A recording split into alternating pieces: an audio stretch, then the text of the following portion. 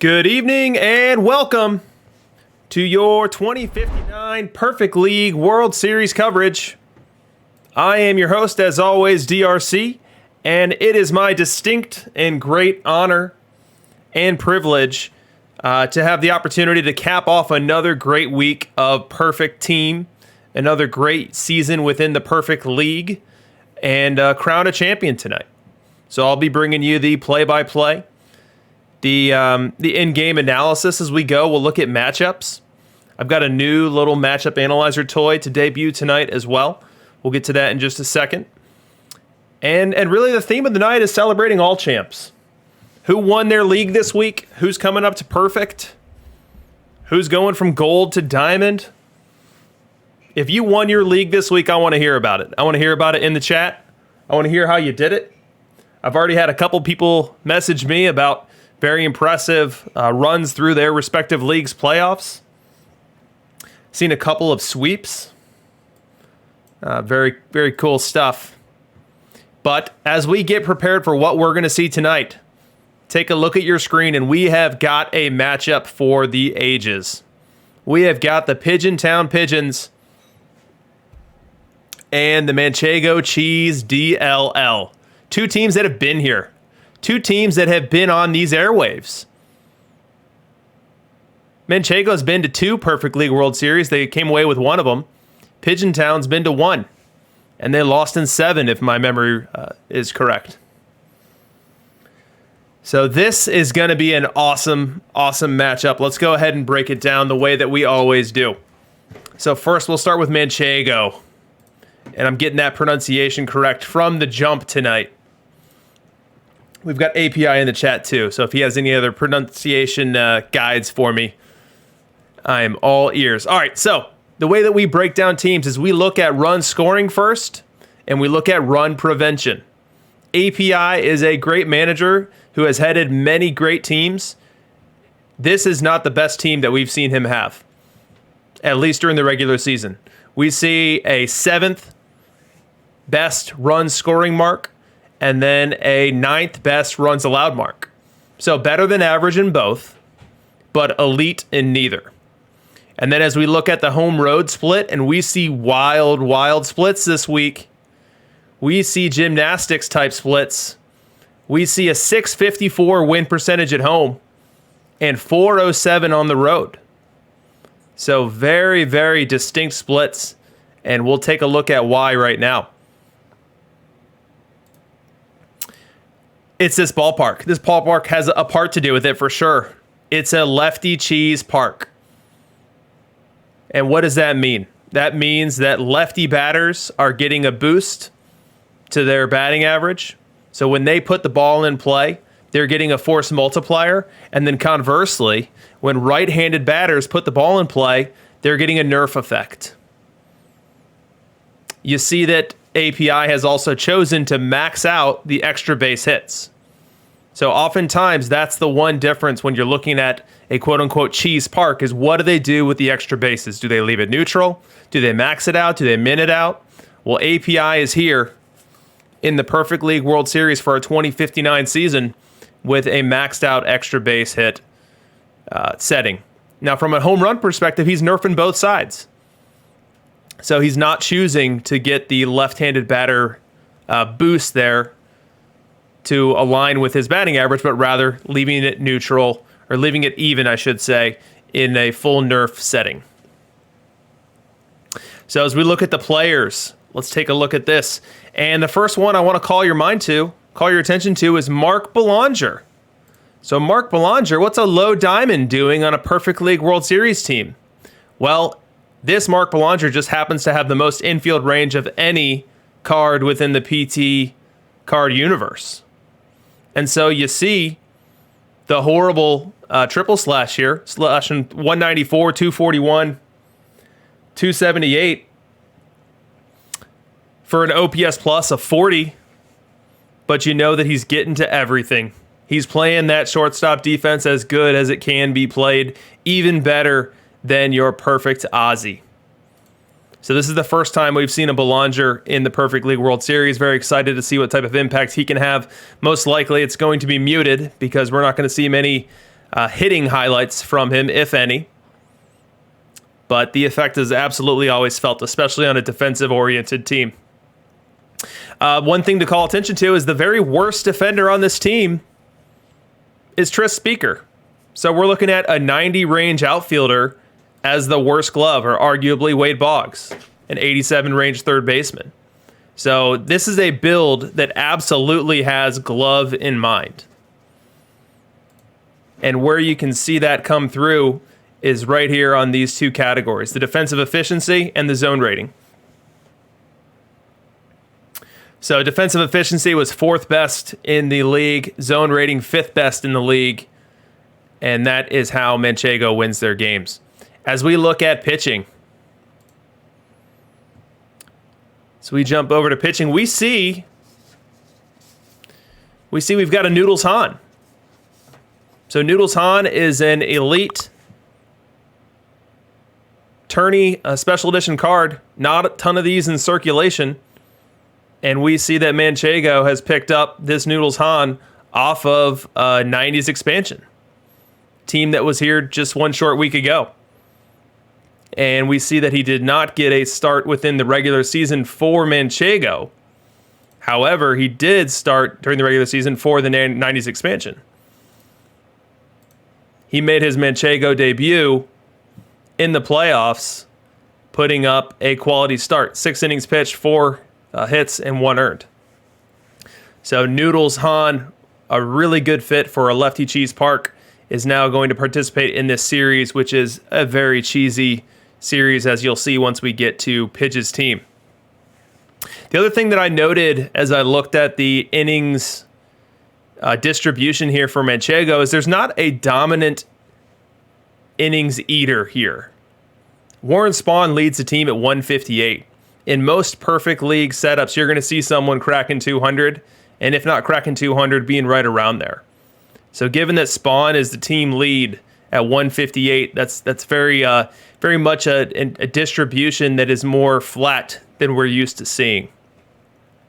And then as we look at the bullpen, we see the arms that you'd expect to see on a top-level team. You've got Liam Hendricks, a Team of the Year Liam Hendricks. That's hard to come by, very expensive card. Eric Gagne, one of the later released pack cards, an elite reliever there. You see Mo Rivera. You see Trevor Hoffman in the closer spot. So normally you see teams with Rivera there, and we see API rolling with Hoffman.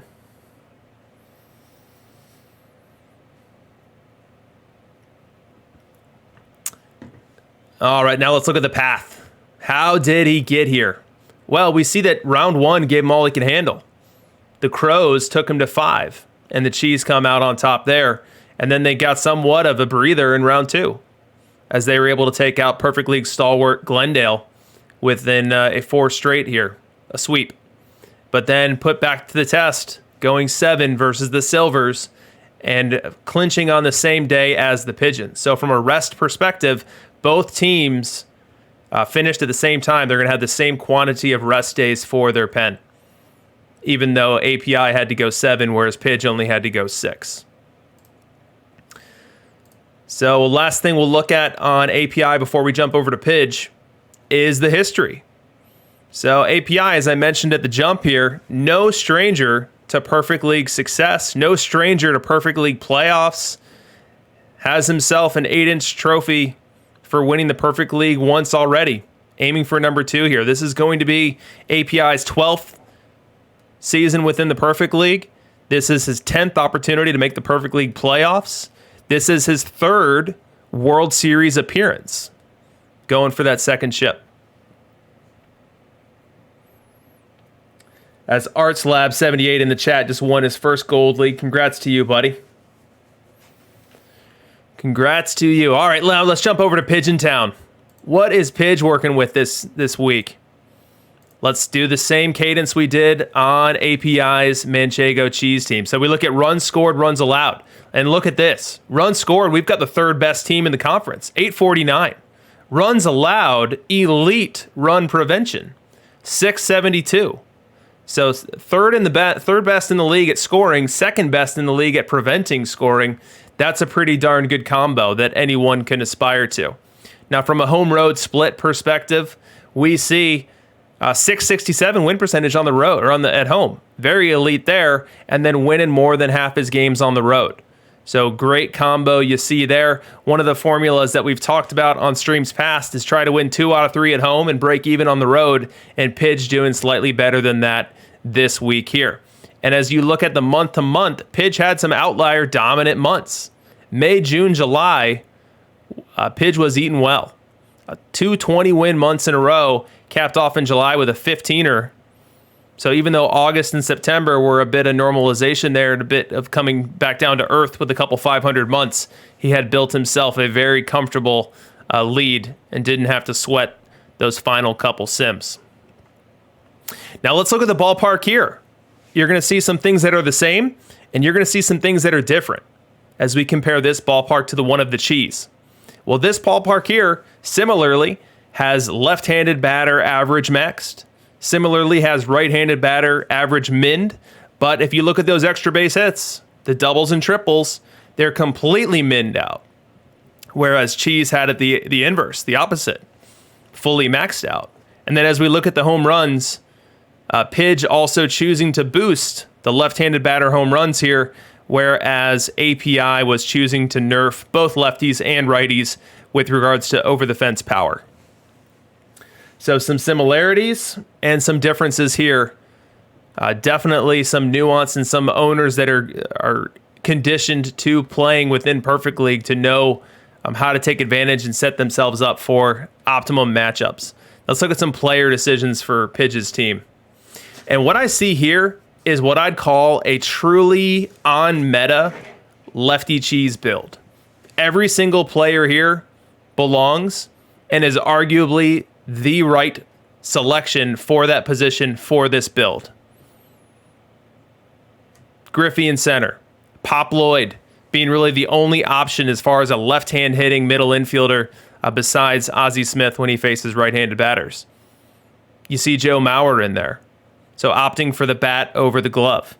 And this is a selection of players that is identical to what I and others have run while trying to execute this same build here. So completely on brand there. As we look at the pitchers, we see that dissimilar to API, Warren Spahn was absolutely Pidge's horse this year. 236 innings, and not just a ton of innings, but a ton of quality innings. We see the FIP sub 4, ERA right in line with it. The WHIP at 1.23. WAR at 4.4. So Warren Spahn absolutely the ace and horse of this staff. While Pedro pitched in 70 less innings, they were higher quality. So Pedro was able to outperform his FIP significantly and log a 2.48 ERA. But an excellent 1-2 punch here. You don't see Pedro's with this type of production in lefty cheese home parks that often, and it likely speaks to Pidge's ability to get some matchups, get Pedro in positions to be successful. As you see, he wasn't just rolled out there as a standard starter, but rather made 20 starts and 13 relief appearances. And the other thing that I noticed in looking at this team is that we do have more starts made by right-handed pitchers than you normally see in a lefty cheese build. So whereas Pidge is completely on brand from a hitting and defense perspective for the build, I was surprised to see as many starts from a Walter Johnson, a Greg Maddux. Normally you're going to see more Chris Sale, Steve Carlton, David Price, Tom Glavine, and you don't see that here. Obviously, it didn't hurt him too much. One final footnote on Pidge's statistics here. Defense. So we looked at API's team as a defense-first build, and then from a production perspective, Pidge absolutely embodied that ideal as well. Defensive efficiency, number 1 in the league. Zone rating, number 2 in the league. Getting it done with the glove. Now, playoff tree time. How did Pidge get here? He swept the Miami Jaws in round 1. Only took him 6 to get the Peninsula Whips in round 2, and then only 6 for the Coomers in round 3 as well. So he makes it all the way to the final without ever having to face an elimination game.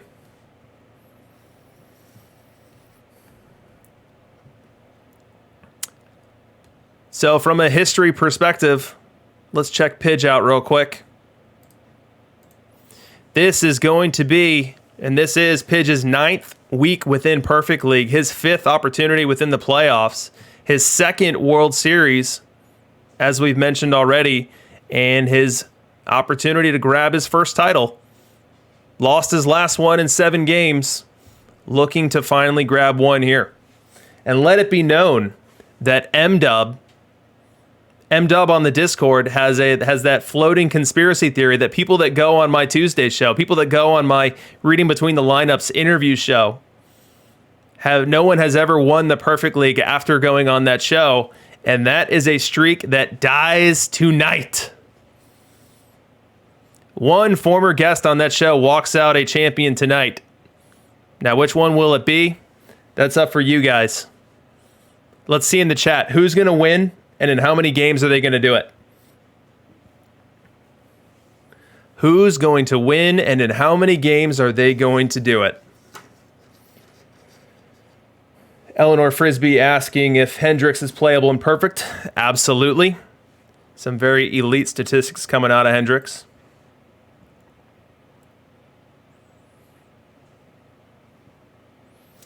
Love the Cubs has Pigeon 6. We've got a Cheese in 6, Pigeon 7, API in 6, Pigeon 6.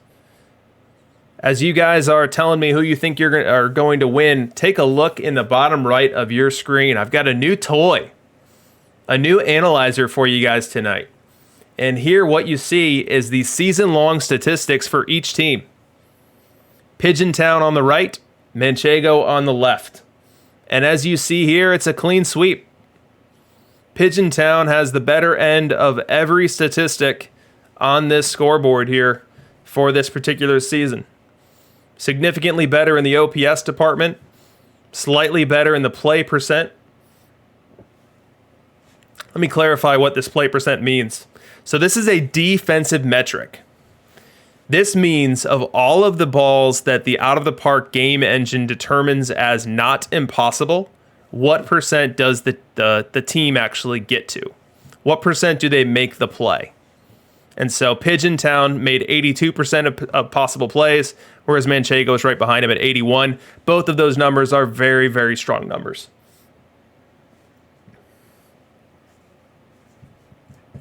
And as we look at the pitching side, you see that Pigeon Town just had a better year in terms of run prevention. 3.94 on the ERA compared to Manchego's 4.25. The FIP, strong with it. WHIP, pretty close there. And then here's one metric that you might not be familiar with as well. So this is the favorable percentage. So what that means is what percentage of total plate appearances during the course of the season did their pitcher share the same handedness as the hitter. So for example here, Pigeon Town had 50% favorable, meaning that exactly half the time, whatever handedness their pitcher was, matched the batter.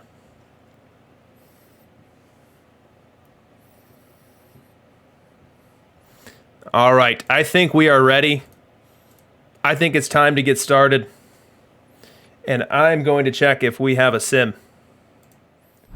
Sit tight there as I go try to pull it down.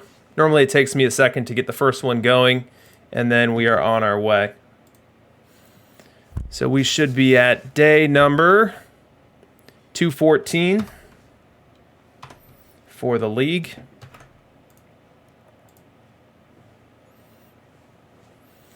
Yeah, I can't emphasize enough the caliber of the teams that we're watching play tonight.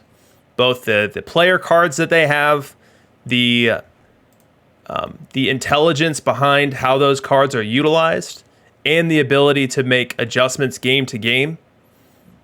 This is really going to be a treat for everyone. All right, I don't have the sim in yet. We'll try to load it up one more time.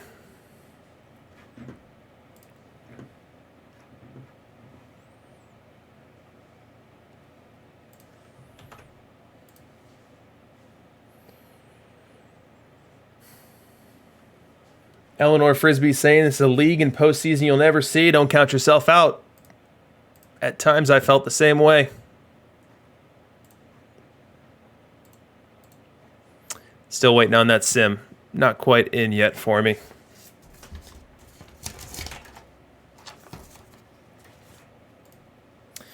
Yeah, good luck to both teams. With such high caliber managers, I think this might come down to a good old RNG fest. But those can be more fun than anything else.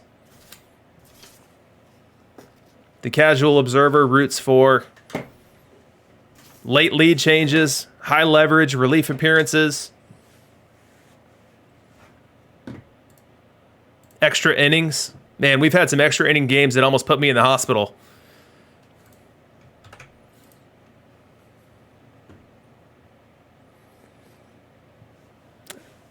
You guys might have mentioned it before, but I'd love to see some champs in the chat.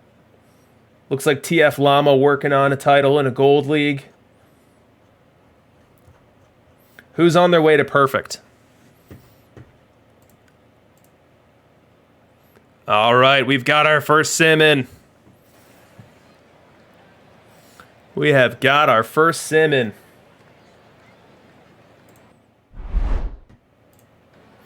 And what do we have here? We've got... so we're in Pigeon Town Park. Let's remember that. And so that means that lefties are fully maxed from average and homers. It means that every batter is minned from extra base hits. And it means that righties are fully nerfed. And so with that configuration, with that setup, Pidge is rolling out Lefty Grove, SE Lefty Grove. And he'll face a lineup.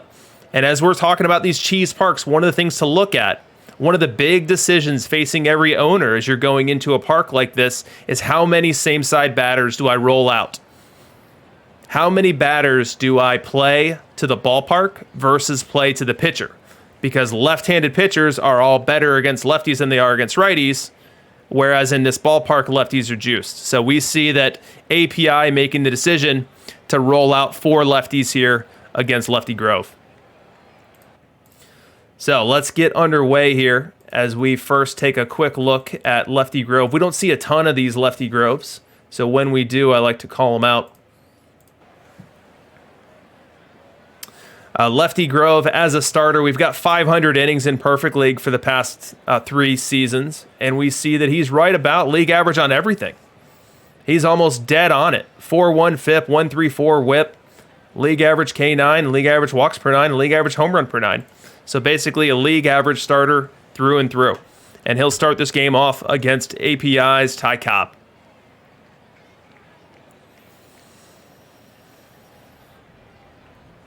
The wind and the pitch, that ball grounded to second base. Fielding, throw, cross, 1 up and 1 down. And the 2059 Perfect League World Series is underway. We go bottom 1 and we've got ourselves our first rally of the Perfect League World Series. We've got Elite, hard to find, Noodles Han, special edition card on the hill for API. And he's facing Rogers Hornsby here. So for our first high leverage moment, let's use our matchup analyzer and see what we're looking at here.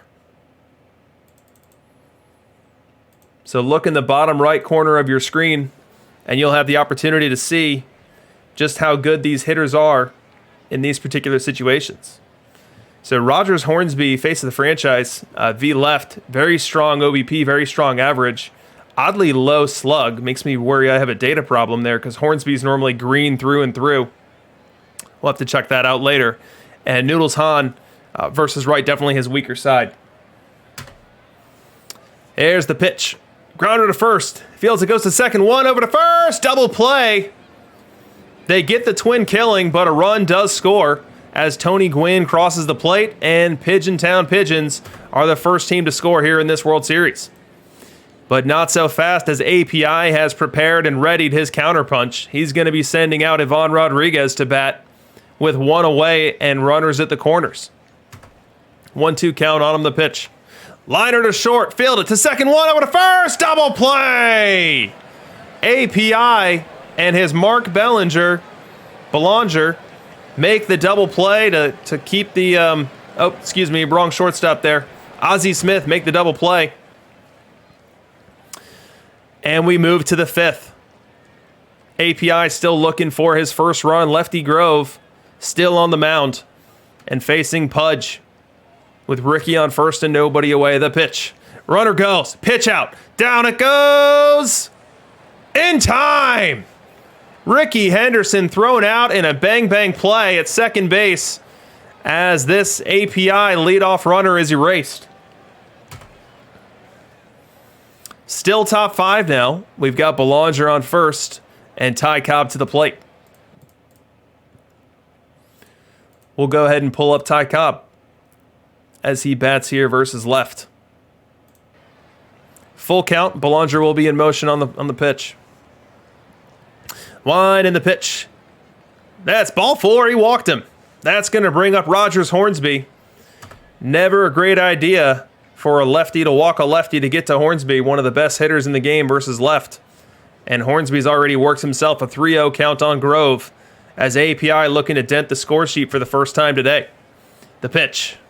He walked him on 4 pitches. And they're now loaded. And they're loaded for Tris Speaker. In a low-scoring game like this, this could be the game at hand. We'll pull up our Lefty Grove versus left and compare it to our Tris Speaker versus left. My slug data isn't updating. Susmanja is correct. I'll fix that on one of my breaks in between the games. So Lefty Grove now faces Tris Speaker. 0-1 count. Line in the pitch. That ball's lined to center field, and he comes, makes a catch. Willie Mays makes a diving catch to strand the bases loaded and save a couple runs from scoring. Pidge maintains the lead to the bottom of the 5th. Nothing doing bottom 5, so we go top 6. API back at the highlight machine and looking for Willie Mays to get him moving in the right direction. Full count on him. Line in the pitch. Mays lines that one through the right side. A leadoff single to the opposite field for Mays.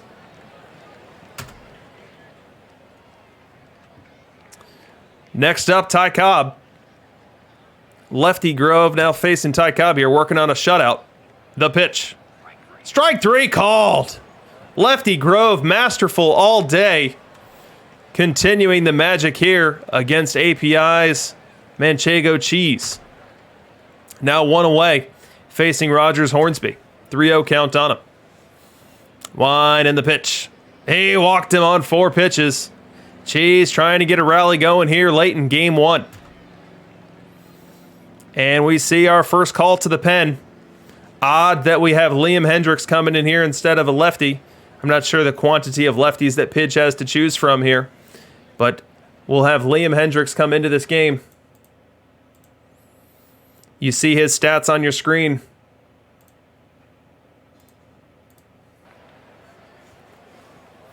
So Liam Hendricks, a 4.1 FIP, right at league average. You see the whip is a bit more problematic here. 1-1 count on him. Line in the pitch. That ball hit well. Deep left center. Gone. Tris Speaker goes Oppo Taco to give the Cheese the lead in the 8th of game 1.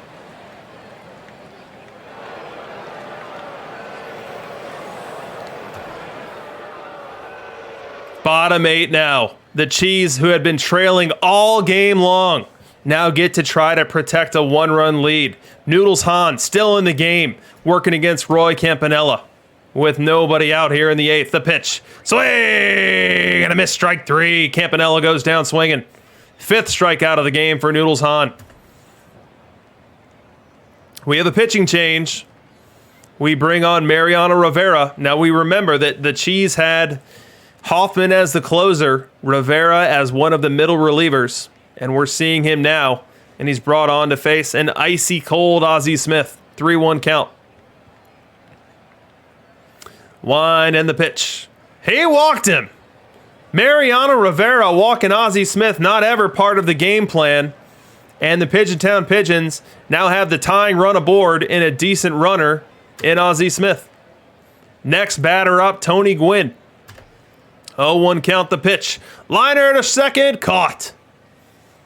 It was a little looper. Thought for a second it might have a chance of getting over Yount's head, but he was able to back up and retrieve it. 2 away in the inning.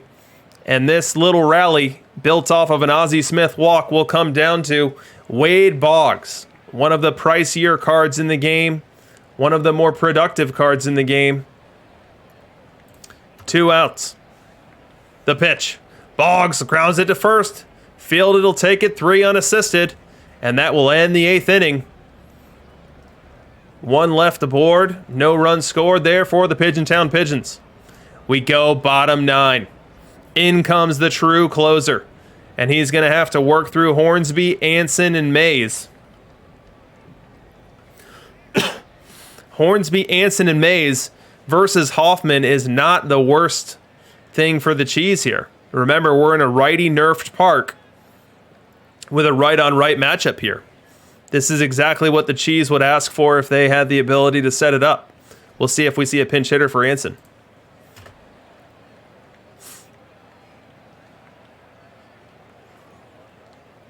Hoffman winds and delivers. That ball lined up the middle, base hit. And the Pigeons start with the leadoff runner aboard in Rogers Hornsby. And immediately Hornsby heads to the dugout, and out comes Ricky Henderson. Now, Trevor Hoffman has a hold runner of 15. Ivan Rodriguez, elite as it gets with controlling the running game. But we've got a righty on the mound, and we've got Henderson aboard, and up comes Griffey as a pinch hitter for Cap Anson. So first off, I would expect that Henderson is off with the pitch here, and we'll see what Griffey does here with a full count. The pitch. Line ball, line drive, center field, caught. Ken Griffey makes the grab in center field for the first out of the inning. 1 away now for Willie Mays. Now, will we see Ricky Henderson in motion here? We saw the Cheese's Henderson thrown out, stealing last inning, last highlight. And now we've got the Pigeontown Henderson aboard with a pitcher who's not very good at holding runners. Willie Mays the dish. First a pickoff throw. 2-2 count. The pitch. Grounder to short. To second, 1-0. Doesn't go to second. Not able to get the lead runner. Has to go across. Gets Mays at first. Henderson now takes second and will be in scoring position as Ty Cobb comes to the plate with the game on the line.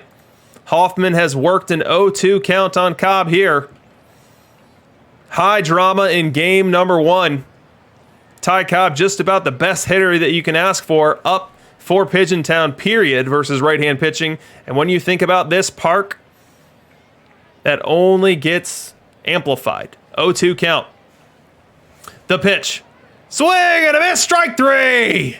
Trevor Hoffman works around a little trouble in the 9th to secure a Game 1 victory for the Manchego Cheese as the Pigeontown Pigeons blow this one late with a Liam Hendricks giving up home run. Let's look at the boxes. We see that Grove put aboard the runner that tied the game, but Hendricks was the one who gave up the bomb. He gave up the home run to Tris Speaker. 2-run homer. On the other side of town there, you see Noodles Hahn with an epic 7 1/3 inning outing there, giving up only 4 hits, 1 earned run, striking out 5, and then the bullpen doing what it was designed to do. Rivera getting the final 2 outs in the 8th, and then Hoffman coming on to close it down with a relatively low-drama 9th. So I'm going to put you guys on BRB, and I'm going to get this matchup analyzer figured out. What is going on? We can't have a statistics-free broadcast. What fun would that be? That doesn't make any sense.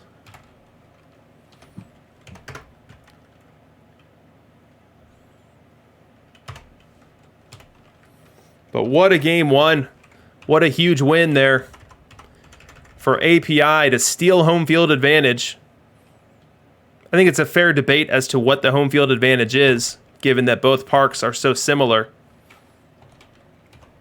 But we know that API during the regular season was way better within the friendly confines of his home park.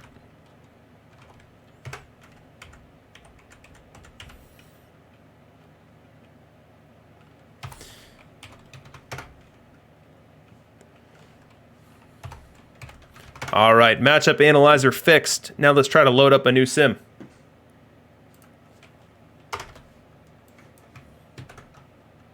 I noticed on all of the game predictions, all of the series predictions, no one was making so bold a call to predict anyone in 4 or anyone in 5.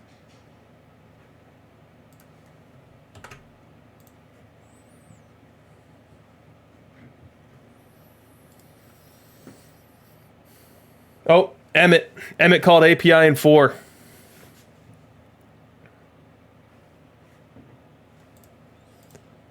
All right, sim for game number 2 is in.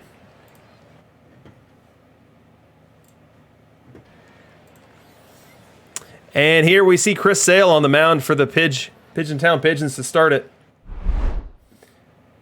And before I do that, let's update our score bug in the top right. We'll go cheese. Cheese will be our shorthand.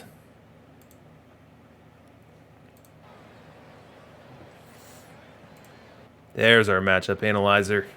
Now we're ready to do a real broadcast. I felt lost doing that broadcast without my stats at my side. Now we're ready. And let's go ahead and start up this broadcast with some Chris Sale stats. Chris Sale as a starter. Let's look at this first. So Chris Sale here, you see as a starter, the whip is a bit high. And look at this, FIP is saying FIP. What is going on here? I should have some technical difficulties music playing right now. There we go. Now we're ready. Now we're ready. All right, so Sale's a bit high on the FIP as a starter, a bit high on the whip as well. K per 9 slightly better than league average, but the walks are a problem. The walks are a problem for any starter once they get over 4. And Chris Sale's there. The other problem he's got going is that he's given up a ton of homers in his 1,000 inning sample here. But in this ballpark, Sale is a better start because he's going to directly combat the strength of left-handed batters, and his weakness versus right is muted by the fact that those batters are nerfed out. Let's see how he does here against Ty Cobb.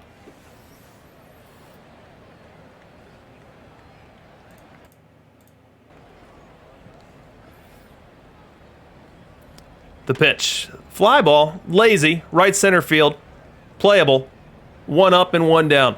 Tony Gwynn squeezes that one, and this game's underway. Let's go all the way bottom 3, and we've got ourselves a little rally cooking here for the Pigeon Town Pigeons. We've got Maddox, face of the franchise, on the hill for the Manchego Cheese, facing Rogers Hornsby.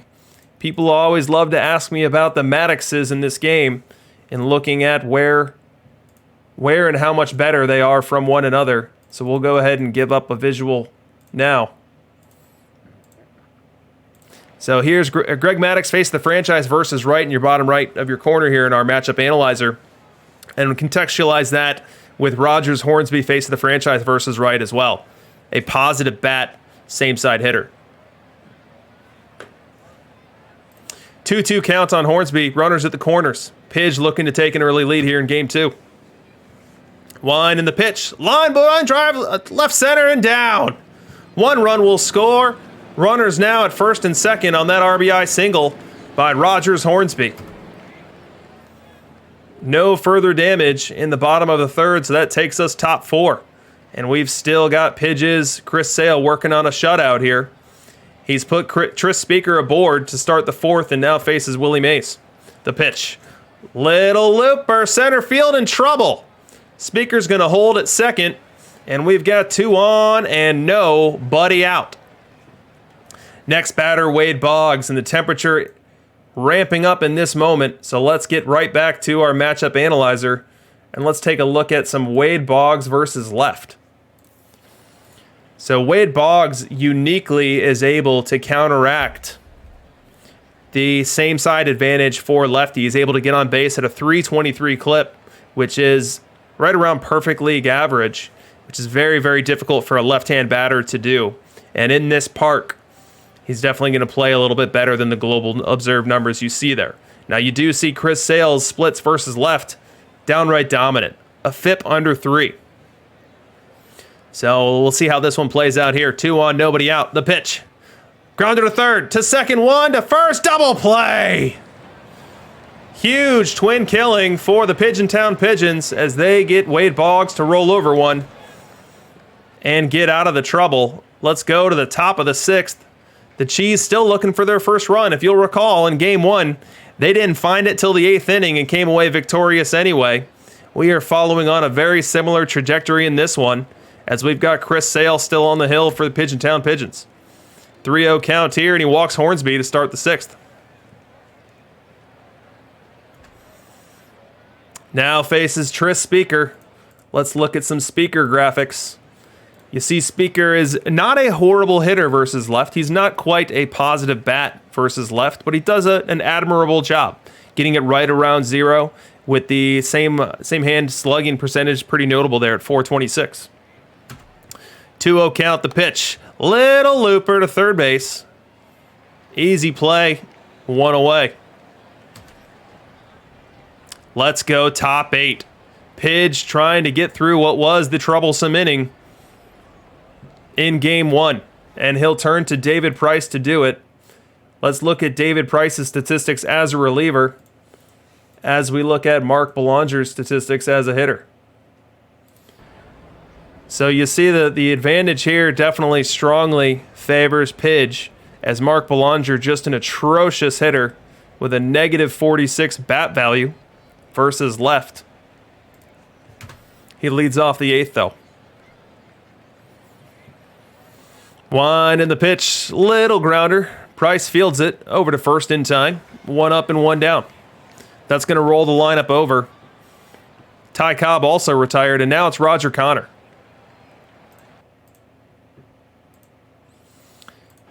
We'll look at David Price versus left and Roger Connor versus left. We see that Price is downright dominant, even more dominant than Chris Sale versus left, with a FIP of 2.4, a WHIP of 1, K per 9 all the way up at 10.6. Definitely the guy you want to turn to when you need to get a lefty out, and he's got a tough one to get out here in Roger Connor. Roger Connor has been someone who's been hanging around the meta in this game for as long as anyone, and we see that his left-on-left stats here have taken quite a hit over time, as he's now sub-300 OBP versus left with an OPS under 700. 1-2 count on him. 1 in the pitch. Liner to right field. Base hit. API gets a 2-out single to right. And that's going to roll it over to Tris Speaker here.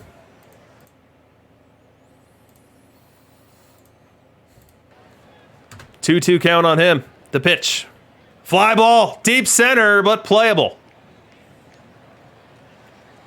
Mays makes a diving catch. I'm not quite sure why. That ball was hit right at him, but we'll give him the style points and get Pidge out of the 8th inning. We go top 9 now. It's time to shut it down, and we're turning to Mariana Rivera. Mariana Rivera, who is the choice for most teams within Perfect League for closer, for obvious reasons, as you see on your screen here in the bottom right. We see that Mariana Rivera comes in with a very strong FIP and WHIP versus right-hand batters, and he's going to face a Willie Mays here, who does most of his damage versus left. Full count.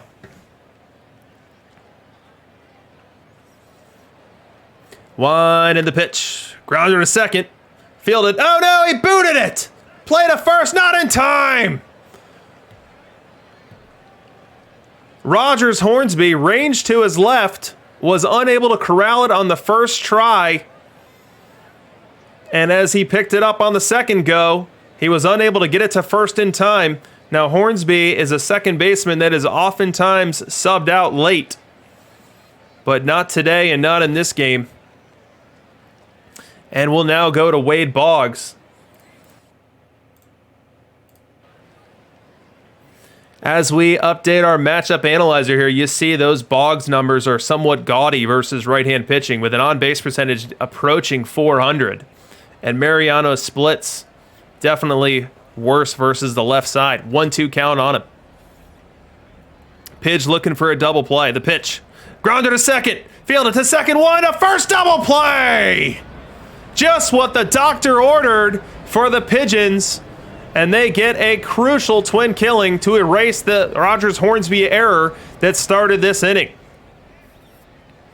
Next up, and last hope for the Cheese, is Tony Gwynn.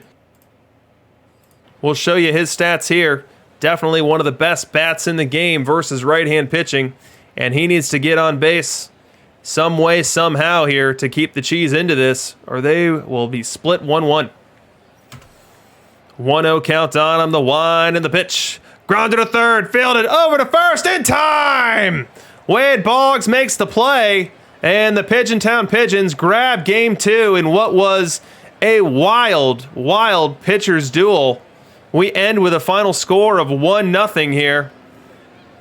The game a whole lot more exciting than the score would suggest. Let's look at the box score. We see Pigeontown got 7 strong, dominant innings out of Chris Sale, going 7, giving up 4 hits, only 2 walks, no earned runs, 7 strikeouts. Gave it over to Price, did his job as a setup man. And then Mariana Rivera with a perfect 9th.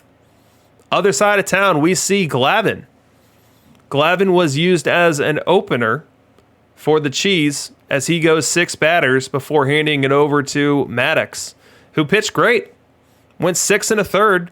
He was scattering around some hits, which is pretty Maddox-like. Gave up 8 hits over 6 1/3. Only 1 run, though. No walks, which, again, very Maddox-like. So I guess my question is, was this a pseudo or was it an opener use? So let's look at Pidge's lineup. So the lineup has 4 lefties. Hard to say. Hard to say when they're likely both using a 7-day lineup. Hard to know whether this was an opener usage or a pseudo start.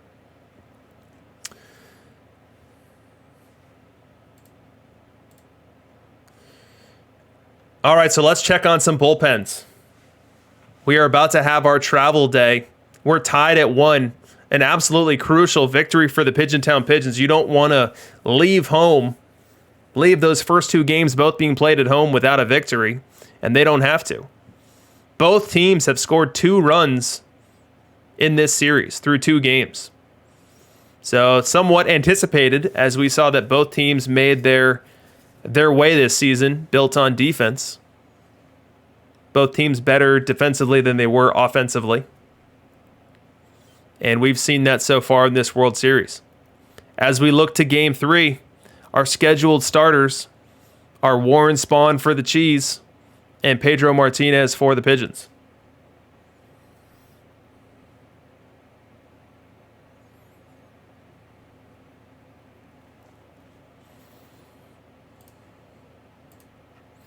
I'll flash back to our team matchup analyzer here so you can see the statistics between Manchego and Pigeontown for this season. Pigeontown holds the advantage for regular season stats in all categories tracked. All right, so we should have a sim in here, which would allow us the opportunity to get an update on bullpen rest, which is going to be critical as we look at these next games. I'm guessing that everyone's going to be fully rested because we really have not had that many players going. We've had pretty dominant starters. We've had pretty clean innings from the bullpen. But it's good to take a look at what the options are going to be for each owner as we look at stringing together openers, followers.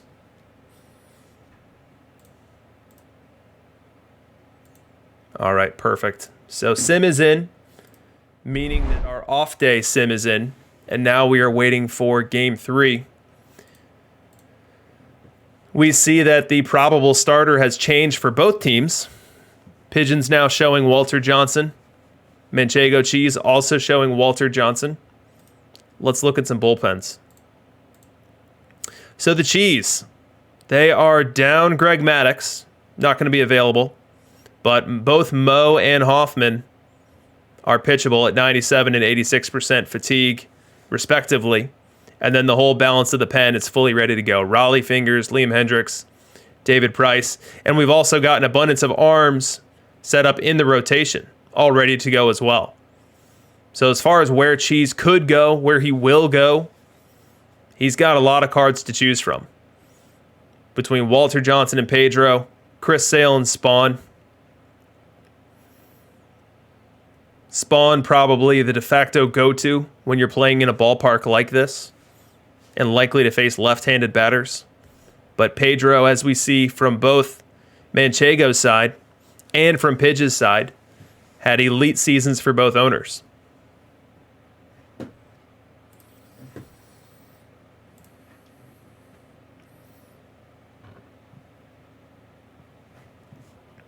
Let's look at Pidge, see what's going on in his pen. Similar situation here. So David Price down at 39%, but this is something that you guys should get used to checking out as you're trying to anticipate your opponent's moves. You need to be cognizant of what the default position is for these players, because that colors what their pitch fatigue level appears like to you. So you might take one look at this and say, okay, I don't have to worry about David Price. David Price can't come into this game. But the reason that he's at 39% here is because his default position is starting pitcher. If we go into him, we can see that his RP, his relief pitcher rest status, is 93%. So we absolutely can see David Price here, just like we can see every other arm that he's got within the pen. So from a lefty perspective, he's got David Price, probably the preferred option, and then Max Fried. Should there be another left-on-left situation that he wants to take advantage of. And then, similar to API, he's got a lot of 100% rested starters between Hubbell and Spawn from the left side, Walter Johnson and Pedro from the right side.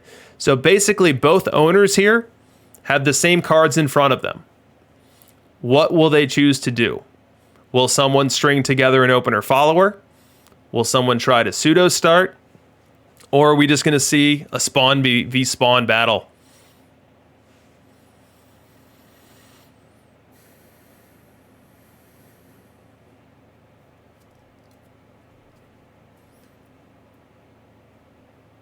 Bailey OOTP Diamond League champion, it appears.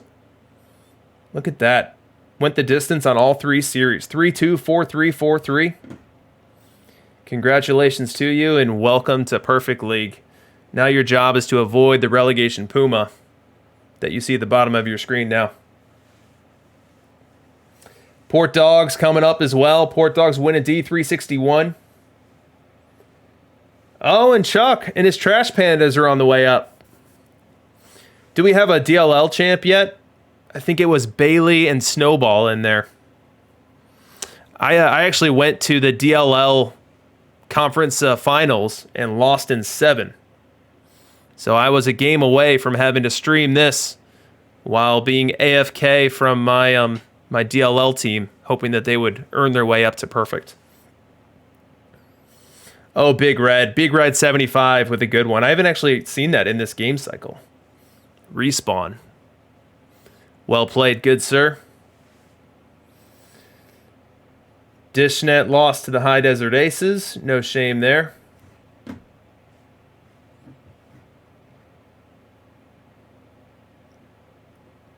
Emmett.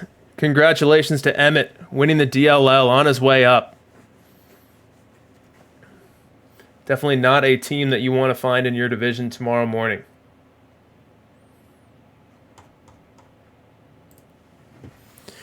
So who wants to guess who we actually see? Both teams are listing Walter Johnson. I don't think either one's going to throw Walter Johnson. So put in the chat who you think starts for Pigeon Town and who you think starts for Manchego.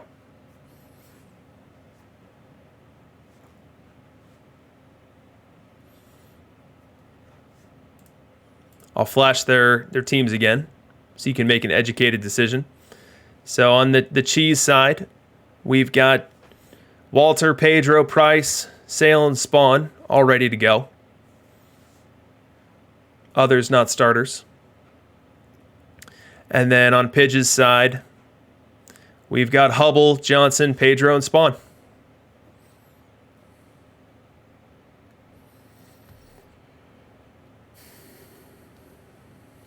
Emmett says Hubble versus Hubble. RDT saying Newell's every game. We're 8 minutes from the sim to find out.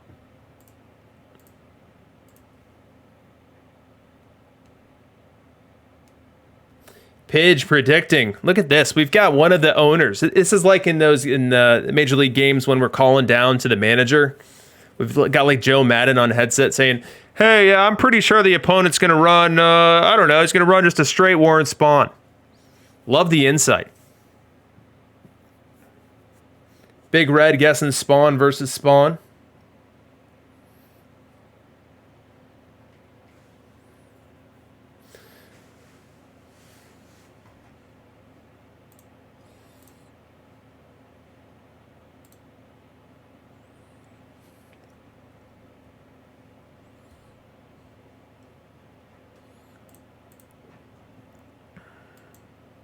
Let's take a look at Warren Spawn, the starter. If anyone tuned in on my Thanksgiving-themed broadcast on This Week in Perfect Team weeks ago, you saw that I called Warren Spawn the chef. As we were likening player cards within Perfect Team to things that you experience and see on Thanksgiving Day, I likened him to the chef, the person who is at the center of it all, cooking it all together, put in the most difficult position, but almost always comes out admirably. And the reason I say that about Spawn, the reason I said that about Spawn, is because he's really the only lefty who's proven to be able to run into righty-laden lineups and come out successful. And you see his stats in the bottom right of your screen right now as a starter.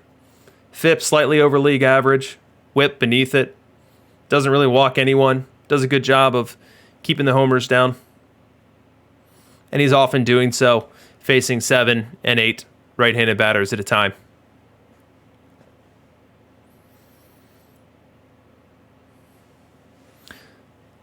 So that's definitely one option that we might see there. Let's get Pedro in here. Both teams had Pedro rested. Let's see Pedro's stats. You see Pedro as a starter has a bit more green here than we saw with Warren Spawn. He's actually got his FIP well below league average, whip well below it as well. Walks a bit more, but does better with home run suppression in our sample.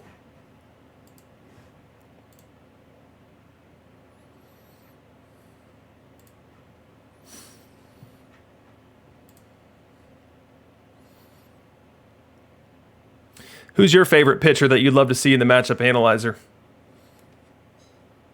Who do you want to see how their stats are degrading over time? And again, this matchup analyzer crunches the numbers from the last 3 seasons of Perfect League. I was able to get this week's data in before the broadcast, so we've even got that.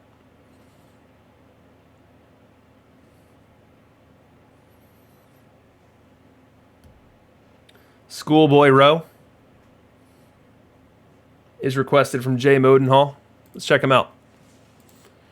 Here's Schoolboy Row as a starter. We've got 2,200 innings for him. And those innings are not atrocious. They're not horrible by any stretch. But I'd put him at a below league average starter for sure. When you're walking at league average and you're striking out well beneath it, and you've got some problems with the long ball, you're probably best suited as a shielded starter, someone that is deployed very carefully, very strategically, or better off in the pen. Tex Houston is the next request. Let's get Tex in here. Tex as a starter, we see a 4.74 FIP. Let's check him out as a reliever. You see it's a much rosier picture there, albeit in a very small sample of 77 innings. But it's no shocker that most of these cards, just about every card, is better as a reliever than it is as a starter.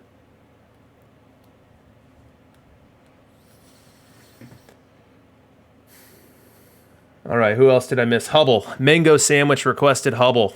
So Carl Hubbell was someone where there was a time where he was the best starter in the game from an observed stats perspective. It was probably in May, maybe June. It's not the case anymore. You see his statistics in the bottom right corner here, 4.74 FIP, the whip above league average, the walks have become a problem, and then the homer per nine a problem. Now, what makes Carl Hubbell a very interesting and unique card is his back of card ratings are very reverse. Let's take a look at it. So we see significantly more stuff, significantly more movement, and a good bit more control versus his offside. And in early game meta, that was enough to make him the starting pitcher. He was routinely going for 350, 400K, perfect points. Let's see if he's in the auction house right now. So 155 right now on the L7, 320 with an average winning bid.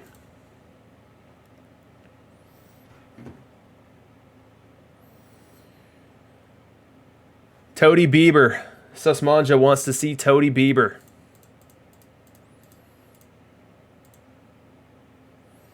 So Bieber is deployed as a reliever. If you look here, we only see 32 innings pitched as a starter, 1143 as a reliever, and I would almost bet you that these 32 innings here are probably opener innings and not true starter innings. So let's look at him as a reliever, and he's got some good numbers. 3.44 FIP, an incredible 13.3 K per nine. I mean, he's a high walk guy, and with high walk guys, you get high variance. When he's striking everyone out, he's going to be your best friend. When he's putting a couple guys on via the free pass and then giving up a bomb, you're going to be listing him on the auction house.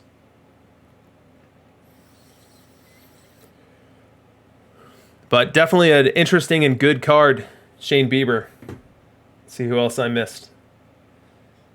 Polycarp asking if 100 Randy Johnson sees league play. Let's check it out. He's definitely seeing league play. So he's got 300 innings as a starter, 743 innings as a reliever, which is significantly down over time. He was definitely way more frequently used than that before. And the problem here is that he's not really dominant anymore. There are better mousetraps that have come along for the role that he is designed for, which is that of a lefty specialist at this point. Definitely doesn't have the backup card ratings to be a starter anymore.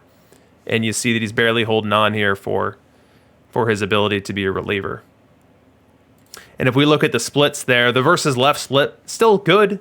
338 FIP. There's nothing wrong with that. Still striking out a good bit of people.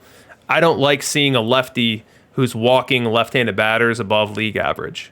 Because you know that once I click this button here to go versus right, it's going to be an ugly picture. And so I want to see, out of my lefty specialists, I want to see a Christmas tree here. I want to see nothing but green. And here's that versus right split that I alluded to. 5.18 on the FIP, walking everyone with 5.7 walks per nine, giving up lots of bombs, not really striking people out that well. And so Randy is such a liability versus right that I'd love to see this versus left profile stronger to still consider using him in perfect.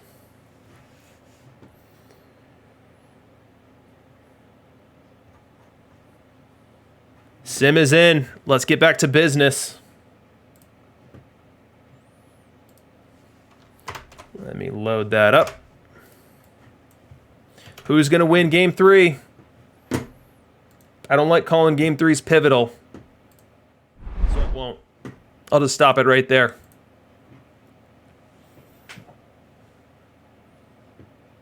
But every World Series game is critical.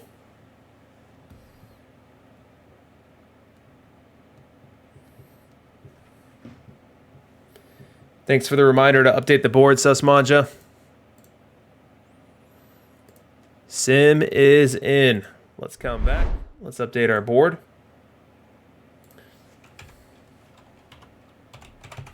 We'll give it to Pidge. And let's party.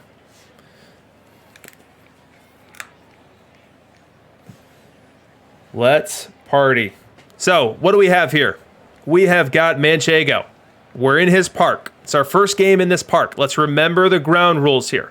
We've got lefty average maxed, righty average mid, all extra base hits, doubles and triples maxed, whereas home runs are minned for both lefties and righties.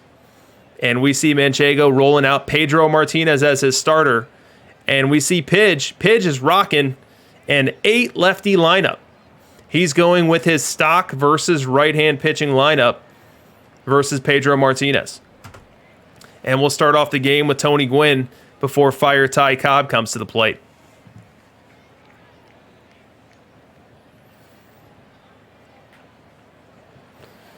One-two count on Gwynn.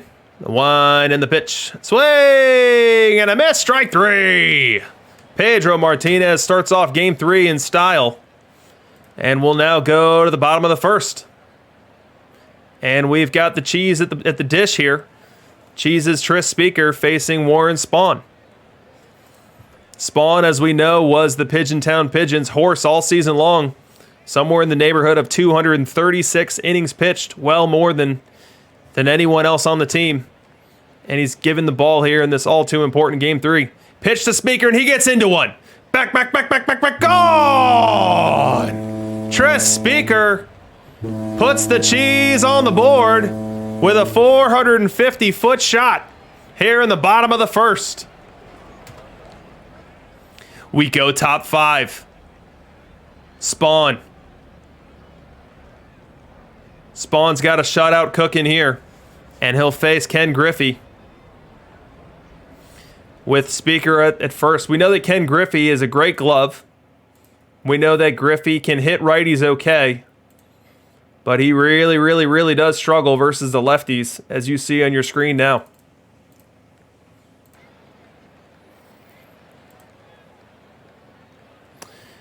We see that he's a 190, 243, 391 triple slash line, and he's facing Spahn.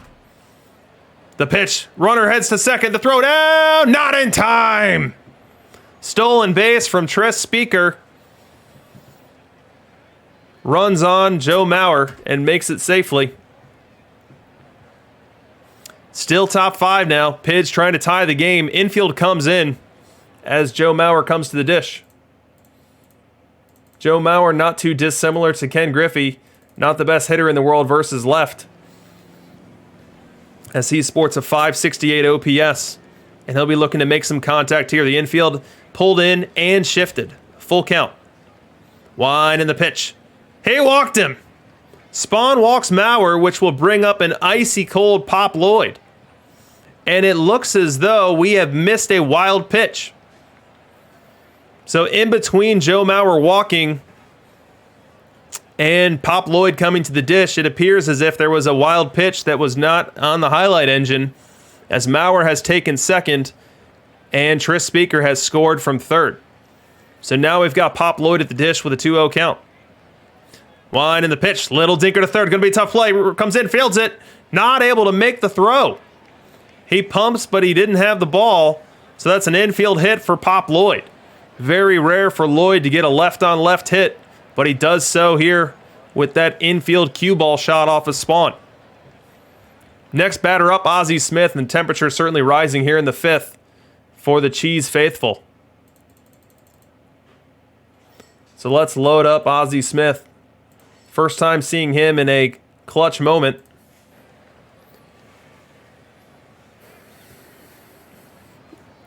We see that Ozzy Smith sports a 556 OPS. Next batter up would be Gwynn. If you're Pidge, you're just looking to stay out of 2 here. First, a pickoff move. Now 1-2 count on Ozzy. The pitch. Swing and a miss. Strike 3. So this Pigeon rally came down to Gwynn, and it looks like he didn't come through, but we've got a new rally to update you on. We've got Ty Cobb on first, or on second, with Roger Connor at the dish, and 2 away. Little grounder to first. Fielded, taking his time, and he tosses over what was inches. Could have just reached out and handed him the ball, but he doesn't. gets it to Spawn late, and Roger Connor gets an infield hit, extending this 6th inning. Next batter up, Tris Speaker, and an opportunity to untie this game. Spawn still on the hill for the Cheese. 0-1 count, the pitch. Line drive up the middle, base hit. The Cheese have taken, or the Pigeon Town Pigeons have taken the lead as the Cheese give up a left-on-left single to Tris Speaker. Bottom 7 now. Cheese looking to get even. Facing the Pidge Spawn. Joe Mauer steps in with one away, the pitch.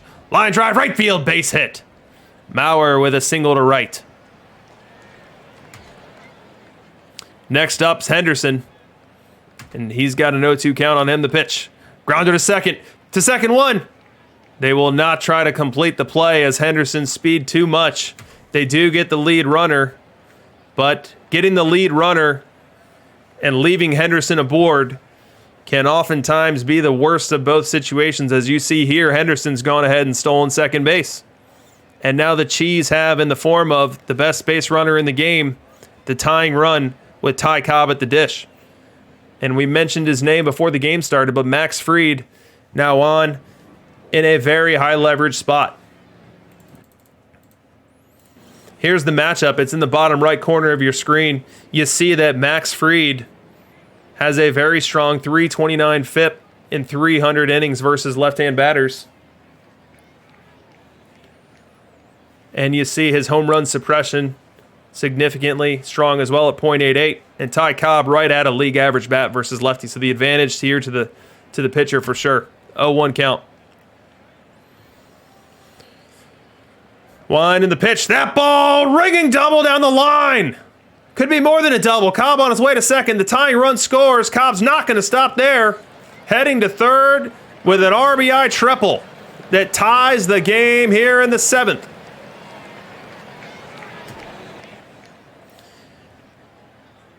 Pidge's lead has evaporated, and now he needs to hope just to keep it to a tie game. We showed Rogers Hornsby earlier today when our matchup analyzer was busted. We'll show you again now. And look at that Christmas tree in the bottom right corner.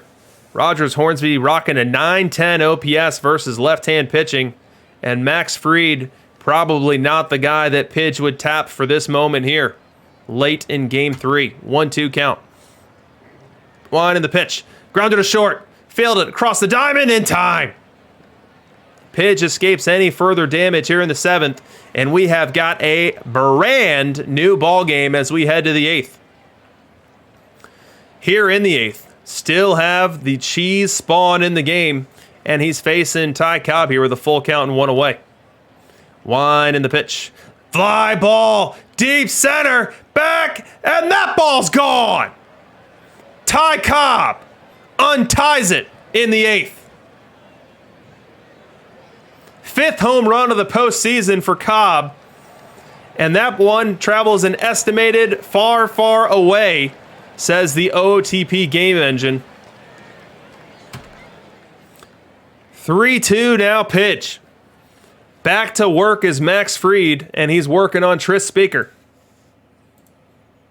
Here in the bottom of the 8th. We know that Pidge has 2 lefties down in that bullpen, Fried and Price.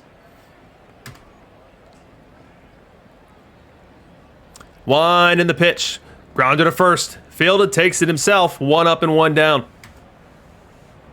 Very next batter is Willie Mays. Willie Mays definitely one of the better cards in this game and does a ton of damage versus left-hand pitching. He'll try to do some here for the Cheese. 2-2 count. One in the pitch. Fly ball, deep right center! Gone! Willie Mays ties the game for the Cheese in game 3. 421 happy feet for the Cheese faithful in attendance here. Let's get some fireworks going. Let's get the home fans into it as we have got a brand new ball game yet again.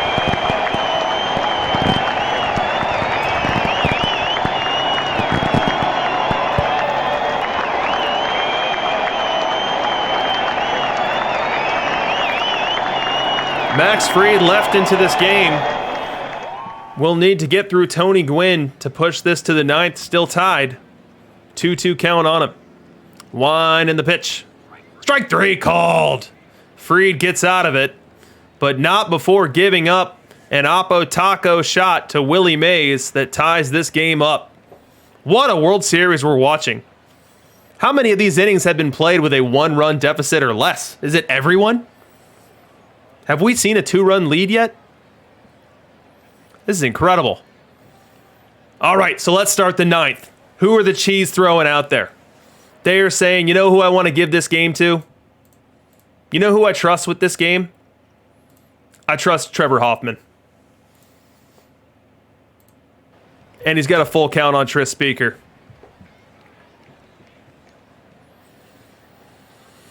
One in the pitch. Little grounder to first. He'll take it himself. One up, one down for the Cheese here in the ninth. Next batter is Griffey. He gets out. The next batter after him is Joe Mauer. Let's look up some Super Joe Mauer numbers before we click into this sim. 1-1 count on Mauer here in the Pidge ninth. Pitch. Grounder to second. Easy play. Over to first in time. And it's hero time. It's one swing of the bat time. As we're tied in the bottom of the ninth, every person that steps up into that box has the ability with one swing of the bat to end it. And Pidge is going to turn to Mariana Rivera to shepherd this one into extra innings. The leadoff hitter for Manchego is Robin Yount. And not just any Robin Yount, but an icy cold Robin Yount. 1-2 count.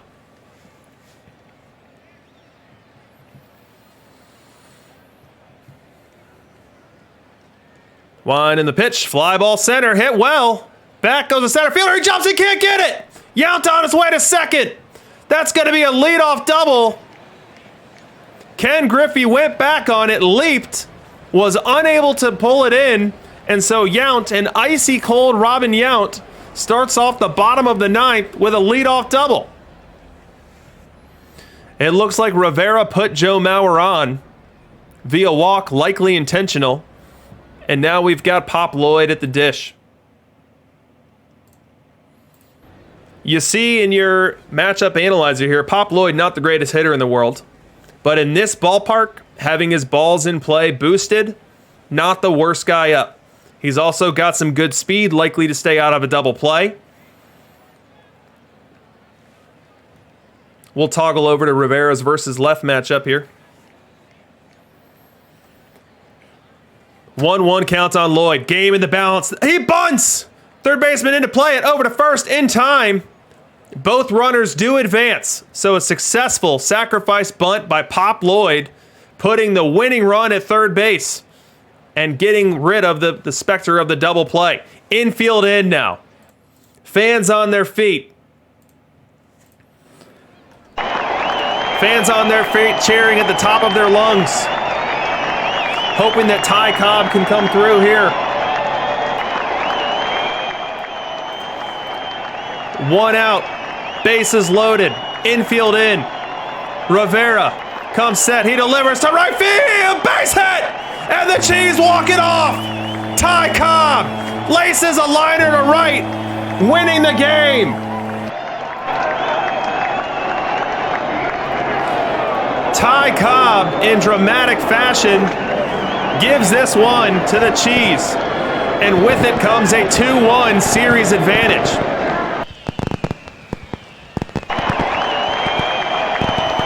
4-3, and our string of one-run games has continued. Those Cheese fans just can't get enough of this right now. We're going to have to cut them off. That's enough, Cheese. We've heard enough, Cheese. All right, what did we see in this game? We knew that we saw Pedro early. We knew we saw him early. He went 2/3 of an inning, giving up one hit. So that was a 3-batter face Pedro opener. Now, that did trigger the VR lineup. So this was a pseudo start. This was not an opener follower mechanic start.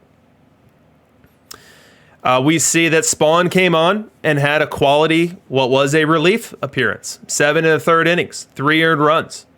And then Hoffman comes in to get the win with a clean ninth inning, clean top of the ninth. On the other side, Pidge's Spawn, also excellent. 6 2/3, only giving up 2. Max Fried was the one who got touched up. Max Fried gave up the run-scoring triple to Ty Cobb. He also gave up the homer to Willie Mays. So he came on in relief of Spawn, allowed one of those inherited runners to score, and then allowed one of his own to score when Willie Mays hit a dinger. What a game. What a game, and let's look at what's next for us. We know the sim is in. The advertised starters are Hubble and Maddox. Let's go ahead and load up and see what we actually got. So let's go with our Be Right Back screen as we are witnessing an incredible World Series through 3 games. Now, I don't know if anyone fact-checked me, but I believe that we haven't seen a 2-run lead yet. Let me check in the chat. Maybe someone corrected me there. But I think every inning of this World Series has been a single-run lead or a tie game.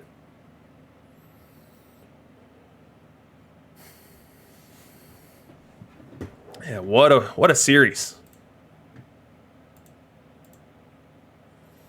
Sim is in. Let's get to game 4. Let's get to game 4 and see what we have in store.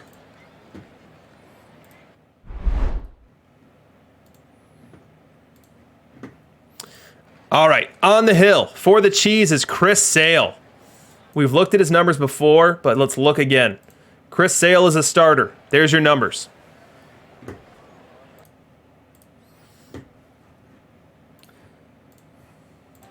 And he's going to start off this game versus Tony Gwynn.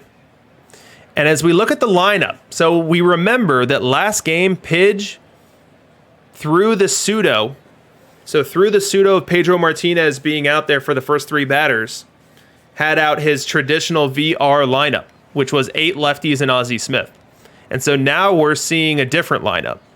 We're seeing a lineup that has 4 righties versus Sale here. 4 righties, 4 lefties in the switch. And then on the other side, we see the Cheese rocking an 8 lefty build themselves. Let's get this game underway.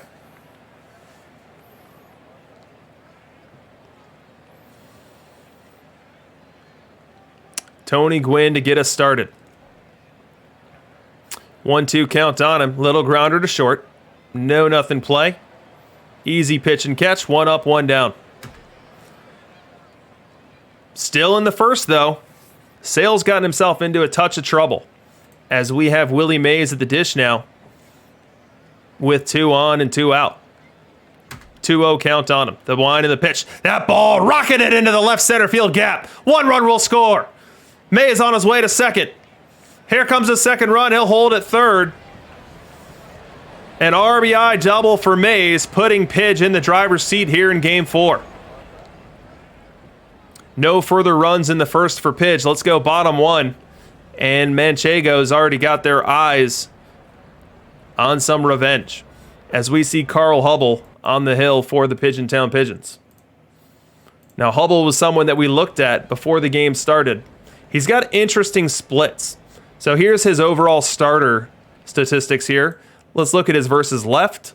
Kind of a yellowish color there. Most left-handed pitchers within the meta, you're going to see a ton of green on their VL screen, and you're going to see a ton of red on their VR screen. You see with Hubbell, it's much more muted tones. His VL is a bunch of yellow there. His VR is a bunch of light red or orange. And that just underscores the impact of his reverse splits. He's better than most lefties versus right. He's worse than most lefties versus left. All right, Ty Cobb at the dish versus Hubbell. The pitch. That ball rifled into the left center field gap, the same one that Willie Mays played with. Cobb on his way to second. Boggs will score easy. That's an RBI double, and we're already playing backsies. We go 1 for Pidge, now 1 for the Cheese. Still bottom one, though, and the Cheese are looking for two. They've got Gwynn at the dish, still nobody away. The pitch. Lines that one into the gap. That left center field wall is getting worn out early in game 4. RBI double for Gwynn. Make it 2-1 Cheese.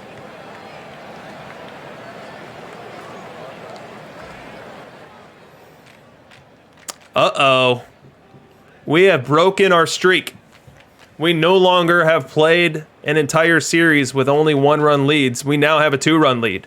And the owner in possession of that lead is API and his Manchego Cheese. And he is looking to get a whole lot more than that in this moment. Also, pay attention to who's pitching. We know that a lefty started, Carl Hubbell started, and on comes Pedro Martinez here.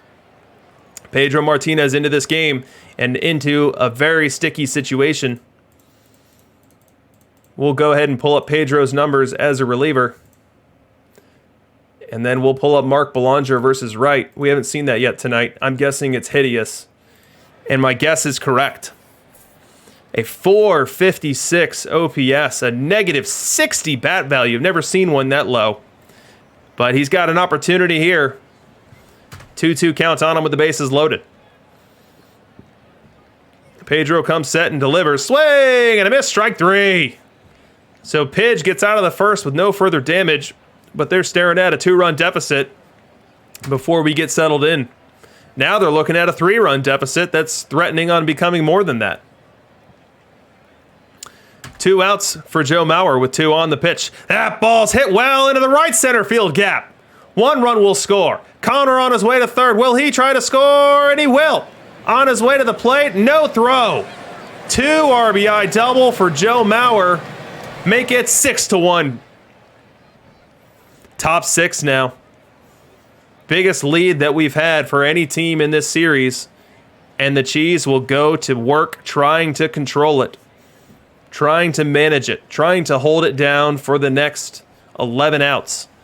Willie Mays to the plate. 1 in the pitch. That ball lined into left field, a base hit. Around third and holding is Hornsby as they're now loaded. As Pidge is looking to find his way back into this game. And he's going to be tapping a familiar face to help him in that endeavor. And it's Ty Cobb. And he'll be facing a tough customer in Chris Sale. Big matchup here. Big moment in this game. You've got a 5-run deficit. You want to chew into it right away. Or you run the risk of fast forwarding to the 9th inning and seeing yourself a strike away from this thing being over. The pitch. Cobb lines that one to right and down. 1 run will score. Holding at third is Anson as it's 6-2 now, which brings the tying run to the plate. It comes to the plate in the form of Tris Speaker. Advantage still to the pitcher here, but in this lefty juice park where we're not only juicing average but doubles and triples, anything can happen. 2-2 count the pitch. Little dinker, infield fly roll. Who's going to grab it? In comes the second baseman, Pop Lloyd, to put the glove on it. 2 away now. Last hope for the rally is Roy Campanella. Campanella, who's a better hitter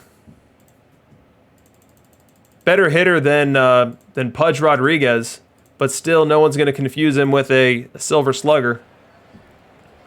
And he'll face Chris Sale here. As you see, Campanella's average and OBP, nothing to call home about, but he does run into some balls.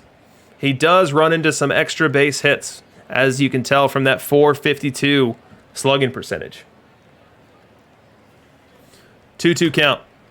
1 in the pitch. That ball hit well to center. Back, and off the wall. 1 run scores. Here comes the second run. Around third, and here comes the third run. Play the play. Not in time. Roy Campanella clears the bases, bringing the Pigeon Town Pigeons within 1 here in the 6th. What a clutch hit from Roy Campanella. Bottom 6 now.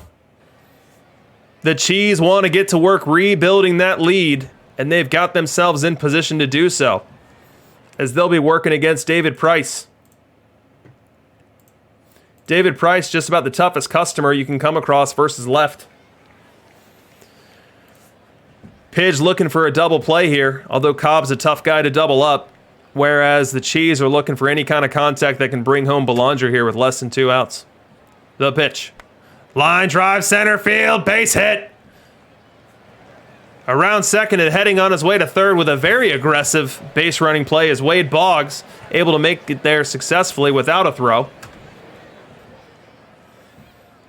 End of the rally, though, there for the Cheese. We go top 8 in what has been a wild game, and we've now got the Cheese's David Price on to face Cap Anson of the Pigeon Town Pigeons. Wind and the pitch. Little looper into center field. Not even Mark Belanger's 115 range can get to that one, as a little looper starts off the 8th with a base hit, and immediately on comes Ricky Henderson to pinch run. Willie Mays to the plate. First to pickoff throw.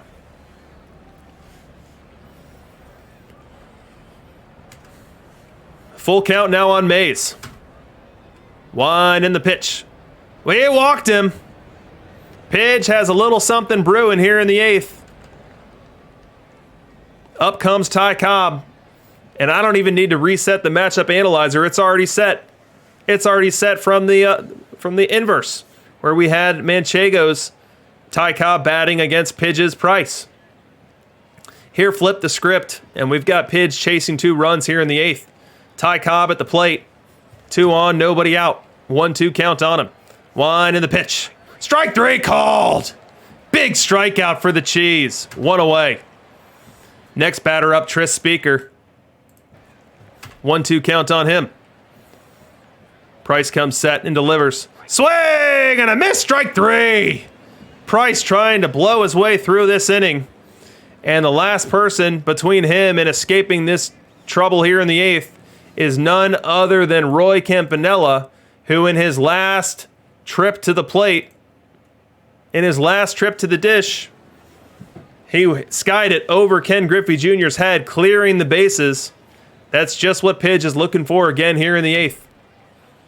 First to pick off throw, checking on Henderson at second. 0-2 count on Campy. Wind in the pitch. Swing and a miss, strike 3. David Price strikes out the side after letting the first 2 runners aboard here in the 8th. A clutch performance there for the Cheese. We go top 9 now. Put up or shut up time. And Trevor Hoffman on to finish this one off. Hoffman versus left, as we see Ozzy as the first batter for Pidge. Advantage to the pitcher here, 2-1 count.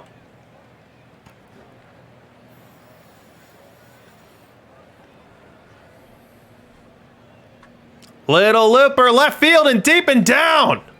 Smith on his way to second with a leadoff double here in the 9th.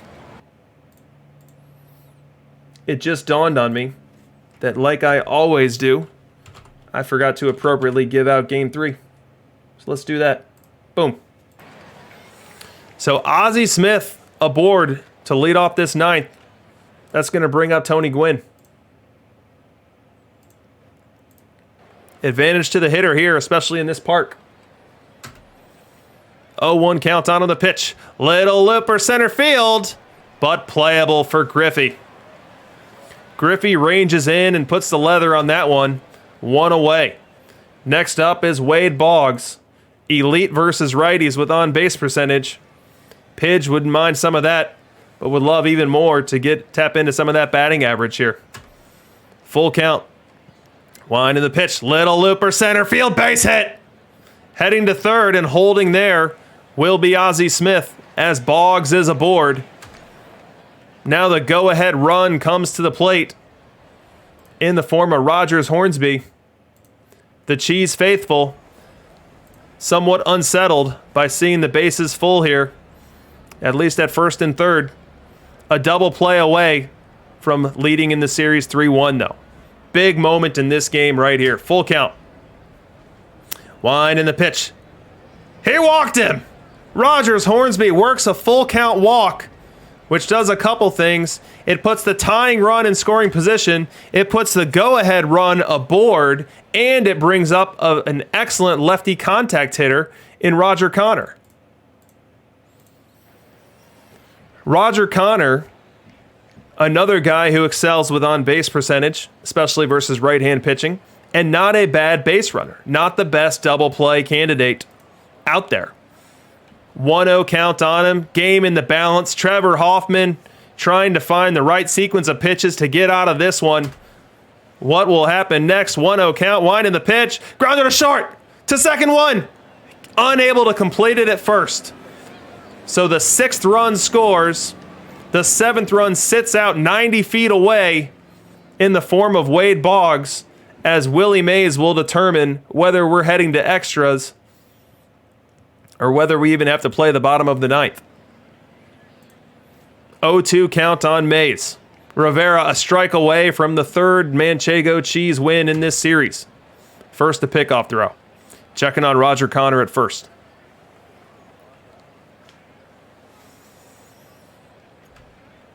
1-2 count on Mays. Wind in the pitch. Swing and a miss. Strike 3. And the Cheese are up 3-1.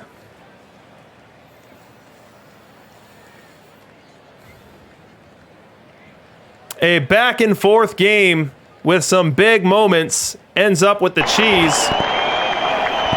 The Cheese fans setting off fireworks beyond the left center field bleachers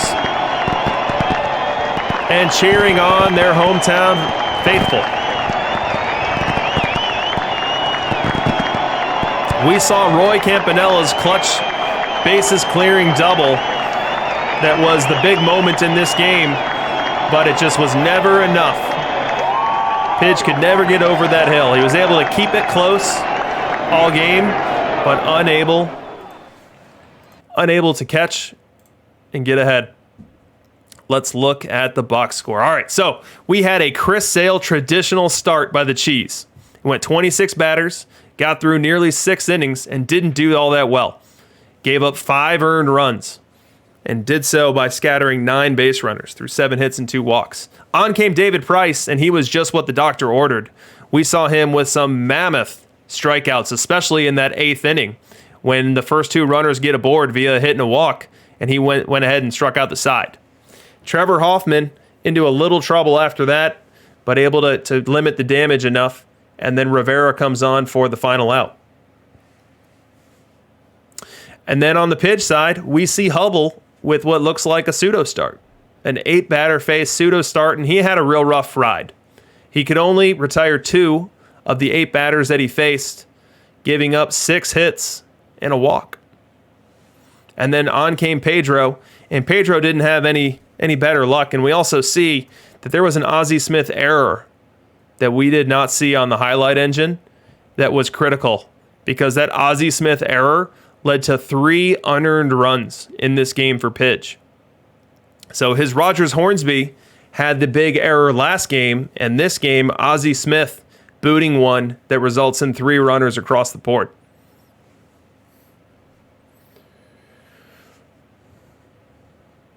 So let's update our graphic. As the Cheese are in range to pull down their 2nd Perfect League title of the game cycle. Let's try to load up the latest sim. Now, what we know when we're 1 sim away from someone winning is that puts us in long sim territory, which means that we might not have an immediate sim to pull down, and if we don't, that could be suggestive of the outcome. Let's try to load it up.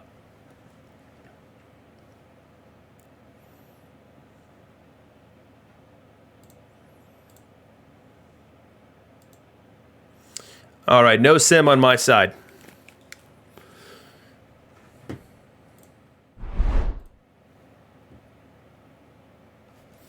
No sim yet. We're 7 minutes late for it. We have seen fake long sims in the past that have spanned upwards of 10 minutes. We shall see what happens here.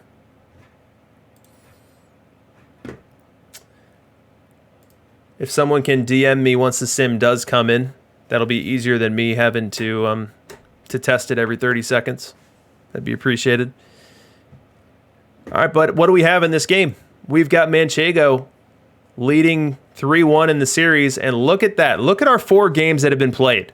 2-1, 1-0, 4-3, 7-6. So we said going in that we have 2 very talented owners, 2 very strong rosters, and rosters that were tuned for the ballparks that we're playing in. So when those 3 things are all true, it's kind of like a bit of a dice roll. And there have been some nuance within each game. There have been times when one owner has gotten a better matchup than another owner based on how they've executed their pitching progression through the game, based on how they've set their lineup. But we've seen 4 games that came down to a deficit of 1 run, and the Cheese have taken 3 of them.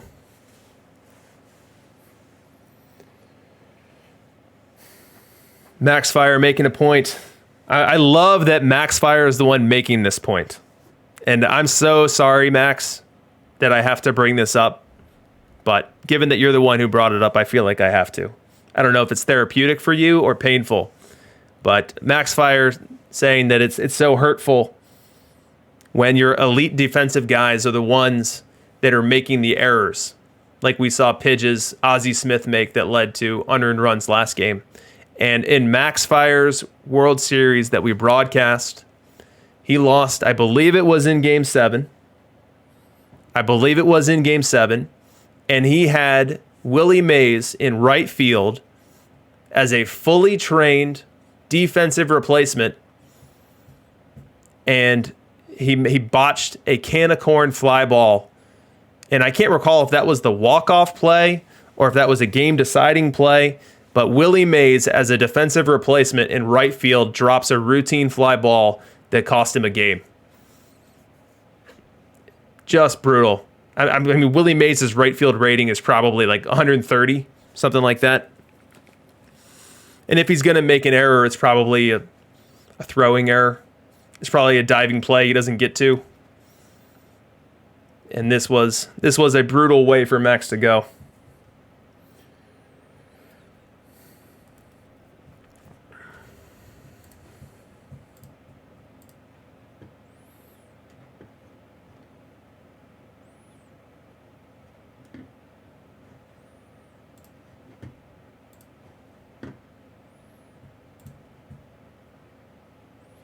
Brutal. Hate to see it.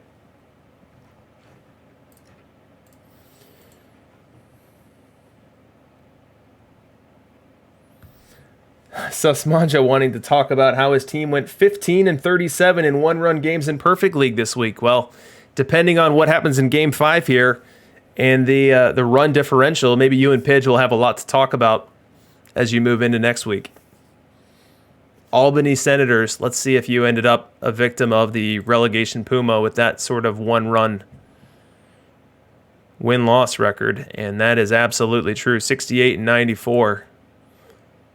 Let's do the Pro Rel so we can see that hideousness that is your 1-run record. There it is, 15-37.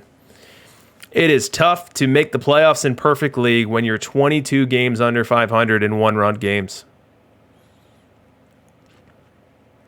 Brutal. Let's check it out on our new matchup analyzer here. So let's compare the Albany Senators. We'll take Manchego out of here. We'll take Pigeon Town out for a second. And we'll get Albany in there.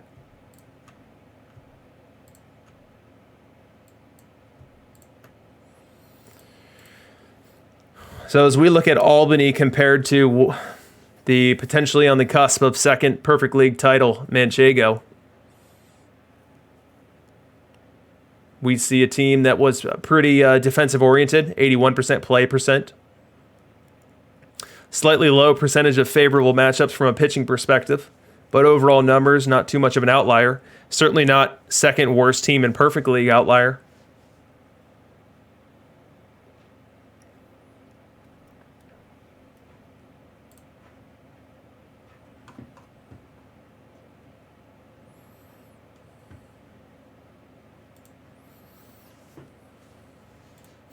If there were any other perfect team owners within the chat, I'd be happy to load your team up in here.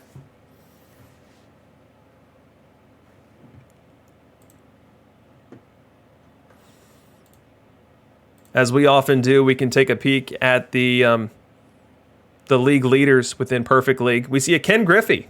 I don't think I've seen Griffey lead Perfect League in home runs ever before. This is pretty interesting.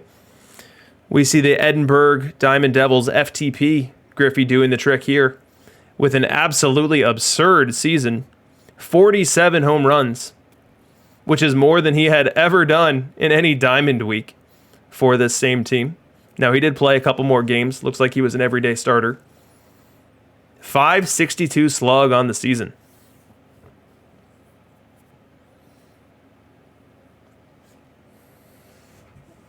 Pidge, don't throw that monitor yet.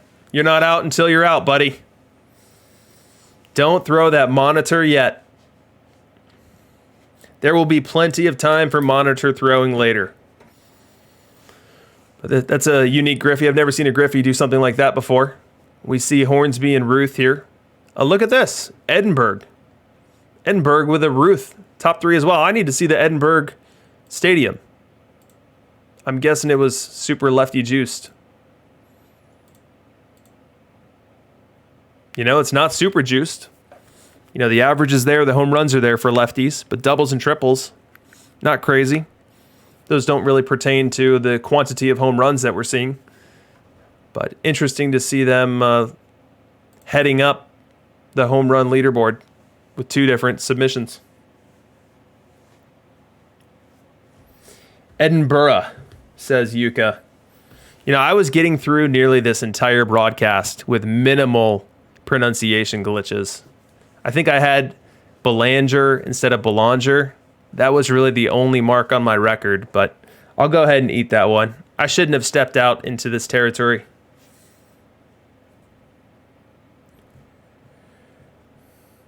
What is Edinburgh? Is that a city in Europe?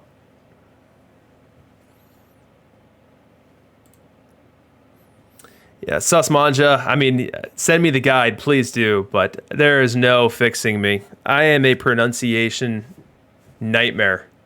I mean, first off, there's a ton of weird names in this game.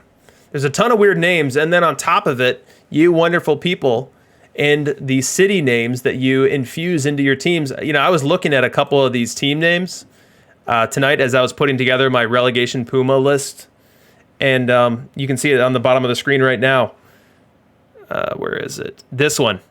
I'm glad that this team didn't make Perfect League World Series, because how on earth would I even say it? Cangrejeros de Santos. I know that's not even within a leap or a bound of where it should be. But luckily, I've already been corrected on the correct pronunciation of Manchego, so I was walking in ahead of it there. And then Pigeon Town Pigeons are kind enough to have the same word in the city and the mascot. So these guys made it a little easy on me today.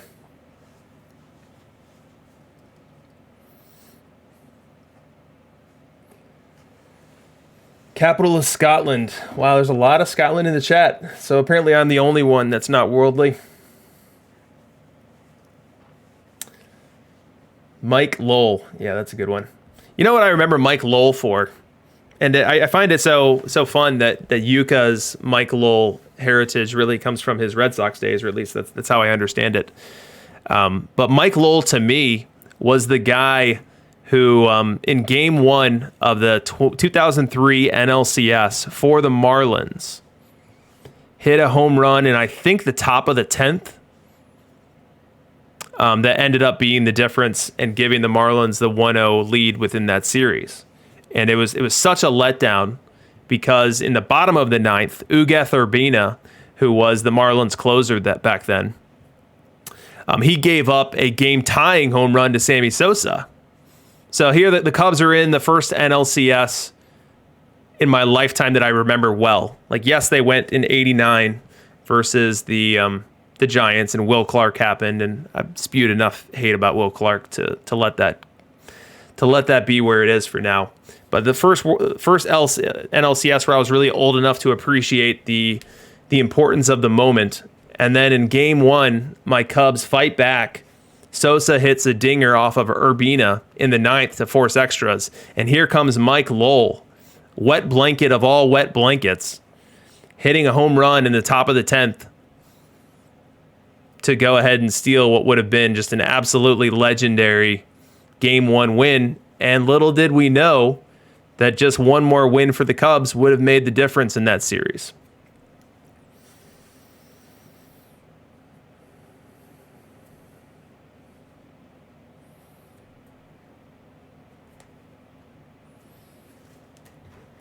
All right, let's do a sim check. Let's do a sim check and see if we're in. Right around now is when we normally do come in. So sim 220, 730. That seems about right. Let's check it out.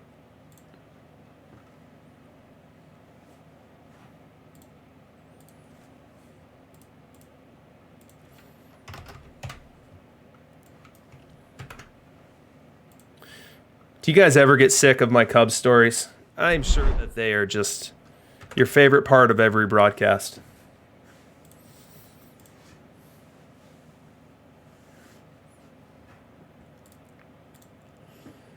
All right, sim still not in for me. We are still awaiting.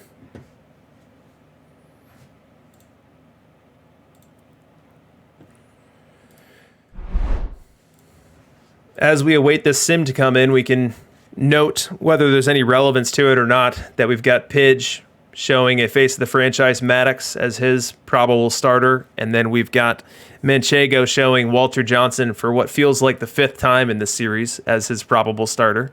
Walter's just sitting there. He's dying to get into a game. He keeps getting tapped. The press keeps asking him, hey, how's your start going to go? And then right before lineup card swap, he gets sat down and someone else comes up. So Chuck asking for a Bartman story.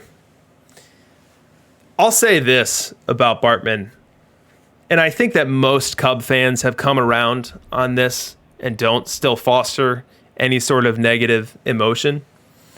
But he was doing what every single fan, maybe 98% of fans would do. A ball is hit to you, and you reach for it. It's what you do. And as you look at the video, every single person around him did the exact same thing. And he happened to be the guy that was in the exact right spot to put his hands on it. And was treated just absolutely embarrassingly horrible. There are few things more embarrassing in my Cub fandom than how people treated that poor, unfortunate dude who only did what everyone else would do. And something that people who haven't played the game or haven't played the respective positions for it to matter should know is that due to how the spin and how the ball flies in the air when a left-handed batter hits a fly ball to that part of the park, as that ball is coming down, the trajectory is going to be ever so slightly tilted toward the field of play. So as Bartman was watching that ball come towards him, and so he's sitting here, like he's facing home plate like this. His left shoulder is to the field. His right shoulder is to the crowd. As that ball is put into play, it's going to at first appear on his right side. And so he's going to be tracking the ball from his right side, and then due to how the spin and the flight of the ball, due to left-handed foul balls in that part of the field, it's going to slowly track, and it's going to find its way into, or arguably into, the field of play. And it's just really unfortunate. I feel horrible for the guy. I feel horrible for what he had to go through. It could have literally been anyone else. And it's just really regrettable. And it's so horrible. And I think part of it is that Moises Alou reacted so violently immediately after, slamming his glove on his leg. And I get the frustration. Everyone was frustrated. Everyone wanted you to catch that ball. But that didn't help. But the very next batter hits a routine ground ball to shortstop, and Alex Gonzalez, who made no errors that season, boots it. And no one talks about that.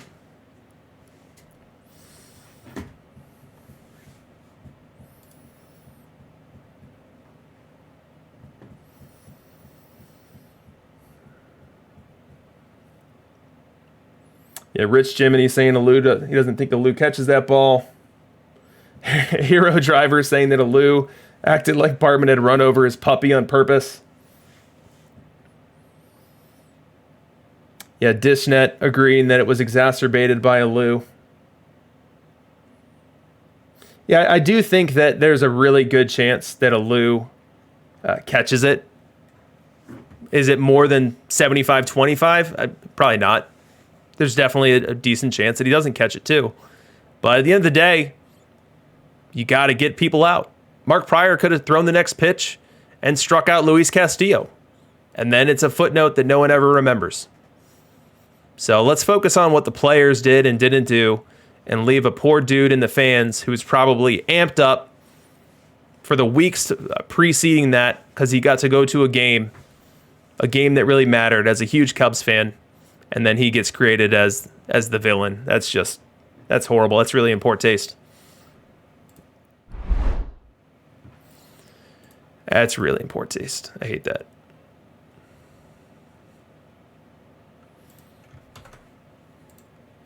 But thank you, Chuck. Thanks, Chuck, for bringing that one back up. I do think that it took time. Like, initially, most Cubs fans were negative and were bathing in the negative vitriol. But I think eventually everyone came around. And we've got a sim, guys. We have got a Game 5 sim. Let's see what happens here in Game 5. Now, if the Cheese win, we're talking two-time champion Cheese. If Pidge wins, we get to go back to the Pigeon grounds and give him an opportunity to get back into the series. And so how are we going to do it? The Cheese are going to roll out Pedro Martinez, at least to start. And as we look at Pidge's lineup, which has been changing, it's been changing each game, we see two same-side hitters and then a bunch of lefties. We'll get started with Tony Gwynn.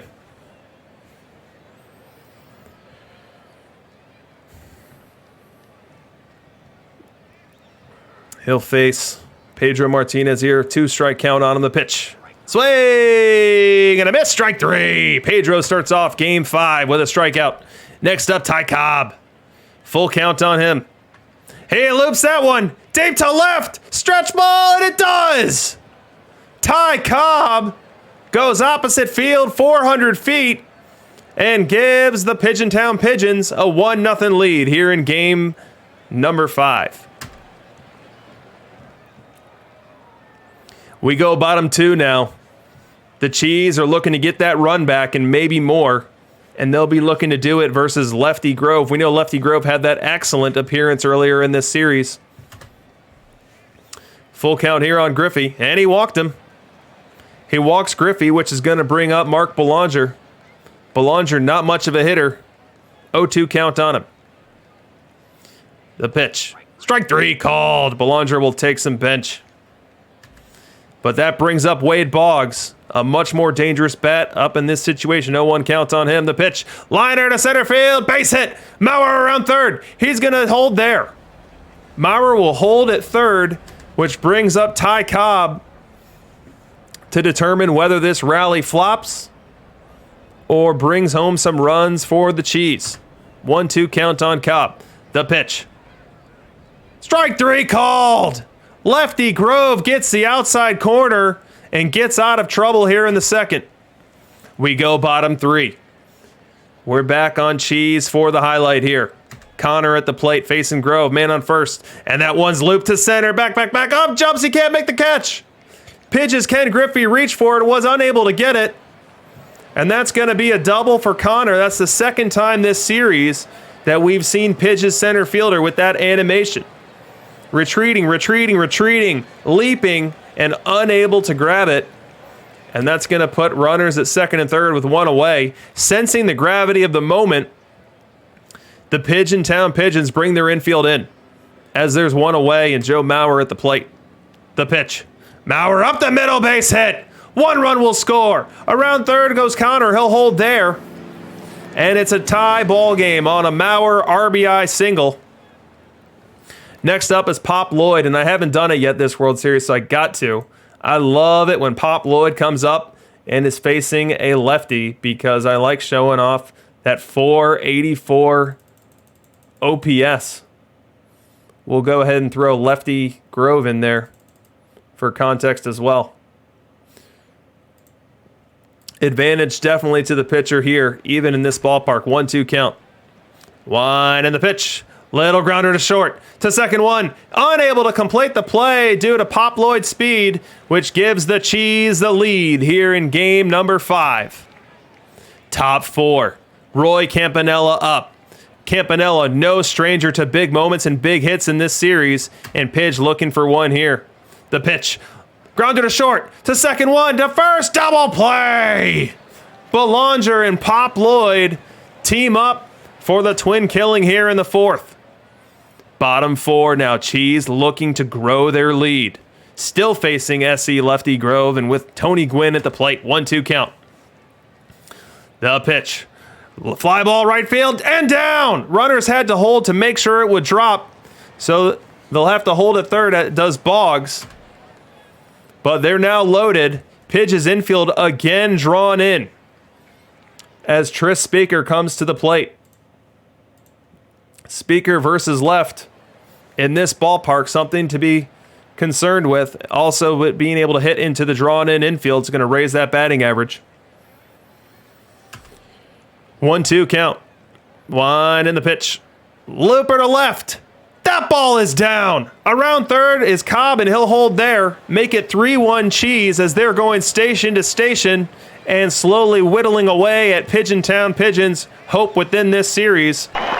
We'll get some fireworks on that. Ever so abbreviated. Uh-oh. Make it 6-1. And the Cheese are still batting. On comes face of the franchise Greg Maddux for the Pigeons. And he's going to have to work through Ken Griffey here. Already staring at a 5-run deficit. Can't afford any more. And they're going to be looking at more as Griffey splits the gap to left field. Around third and scoring is Connor. Here comes Pop Lloyd. He's going to try to score, and he will.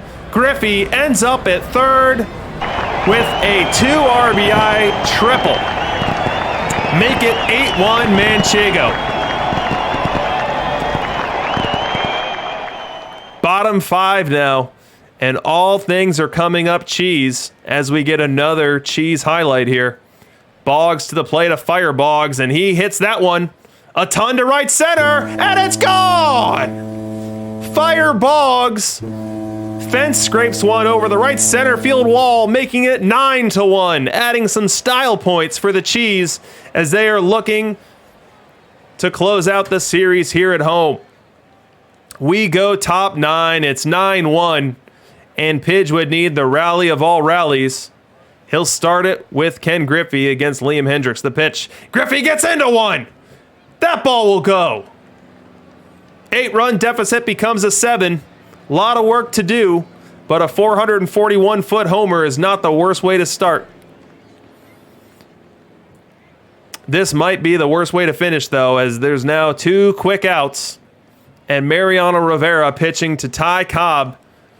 We'll go ahead and pull in the Cheese faithful here, as we know they're on their feet. They're on their feet, looking for this one to close out. They've recently won a World Series and are hungry for another one. 1 strike away from getting it. 2-2 count on Cobb. The wind and the pitch. Grounder to second. Picked by Lloyd. Over to first in time. Your Manchego Cheese are World Series champions.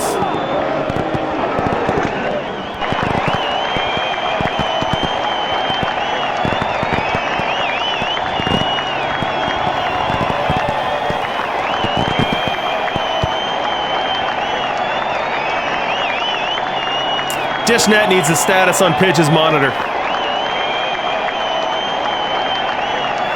Congratulations to API,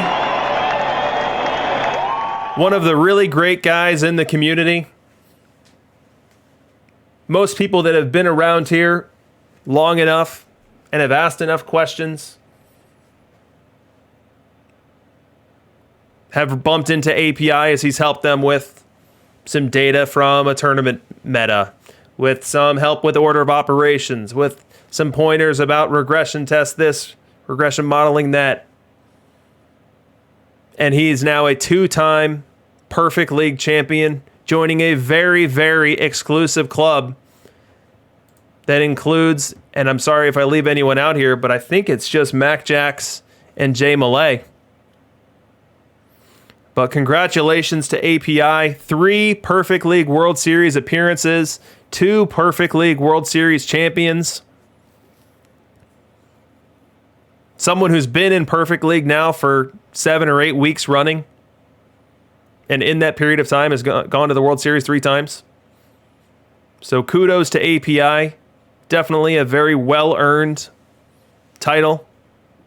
This wasn't his best week he's ever had in the regular season, but he made up for it here in the playoffs for sure. Funny thing is, the last time the Cheese won a Perfect League World Series, I want to say they won 83 or 84 games in the regular season. So making a trend of the scrape into the playoffs and make noise once you're there. Now on the other side here, we've got the Pigeon Town Pigeons. And they are now a bridesmaid for the second time. 2-time Perfect League World Series attendee and 2-time runner-up. But that doesn't take away the incredible regular season that he had, 97 wins, which paced the entire Perfect League. That doesn't take away a team that was dominant, that found a way to be dominant both on offense and on defense. And that doesn't take away the likelihood that we'll see Pidge right back on this stage before you know it, with an opportunity to grab his first Perfect League championship, Perfect League World Series win of this game cycle. We knew that this would be a tough matchup. We knew that both managers knew what they were doing and were going to be actively managing it. And Pidge found himself on the wrong side of 3 one-run games and then on the wrong side of a blowout. And that was it. We'll go ahead and update our score bug in the top right corner as we've got another 5-game World Series. This is either 2 or 3 weeks in a row where we've had a 5-gamer. Maybe it's just 2.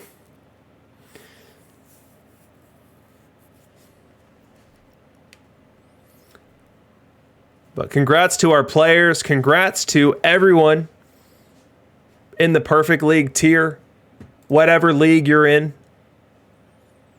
Congrats to anyone who won their league. Congrats to anyone who's moving up to the next level, regardless of what level you're moving from or to. Congrats to the relegation Puma victims. You know, one thing that I didn't spend any time talking about tonight that I planned to is just how this week was different.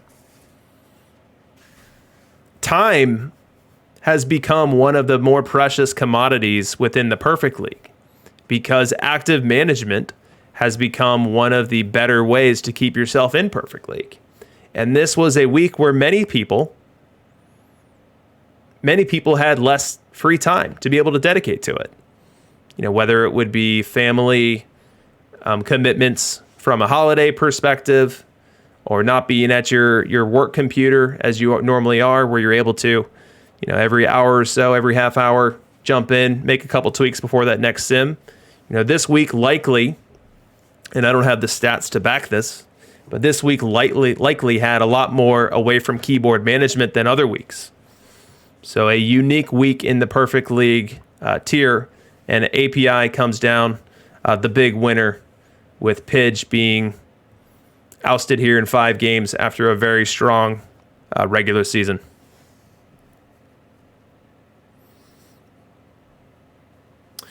Well, that is going to conclude our Perfect League broadcast coverage for the evening. I thank all of you for joining. I do believe that we've got DishNet coming on shortly after me, so definitely stick around for that. His show is always must-see TV. And we'll be right back here come next Sunday for the next Perfect League broadcast. If you care to join on my channel, on Tuesday, I'm going to have Doc Fury on my Reading Between the Lineups show. And then on Thursday, Kidneys and I will be right back at it, looking at the new cards that Chris drops on us and letting you know what we think about where those cards fit in, and then having a little fun along the way with OK Zoomer, OK Boomer, and then closing out the show with a segment to be named later. But with that being said, I'll go ahead and close things up, and thank you all for attending.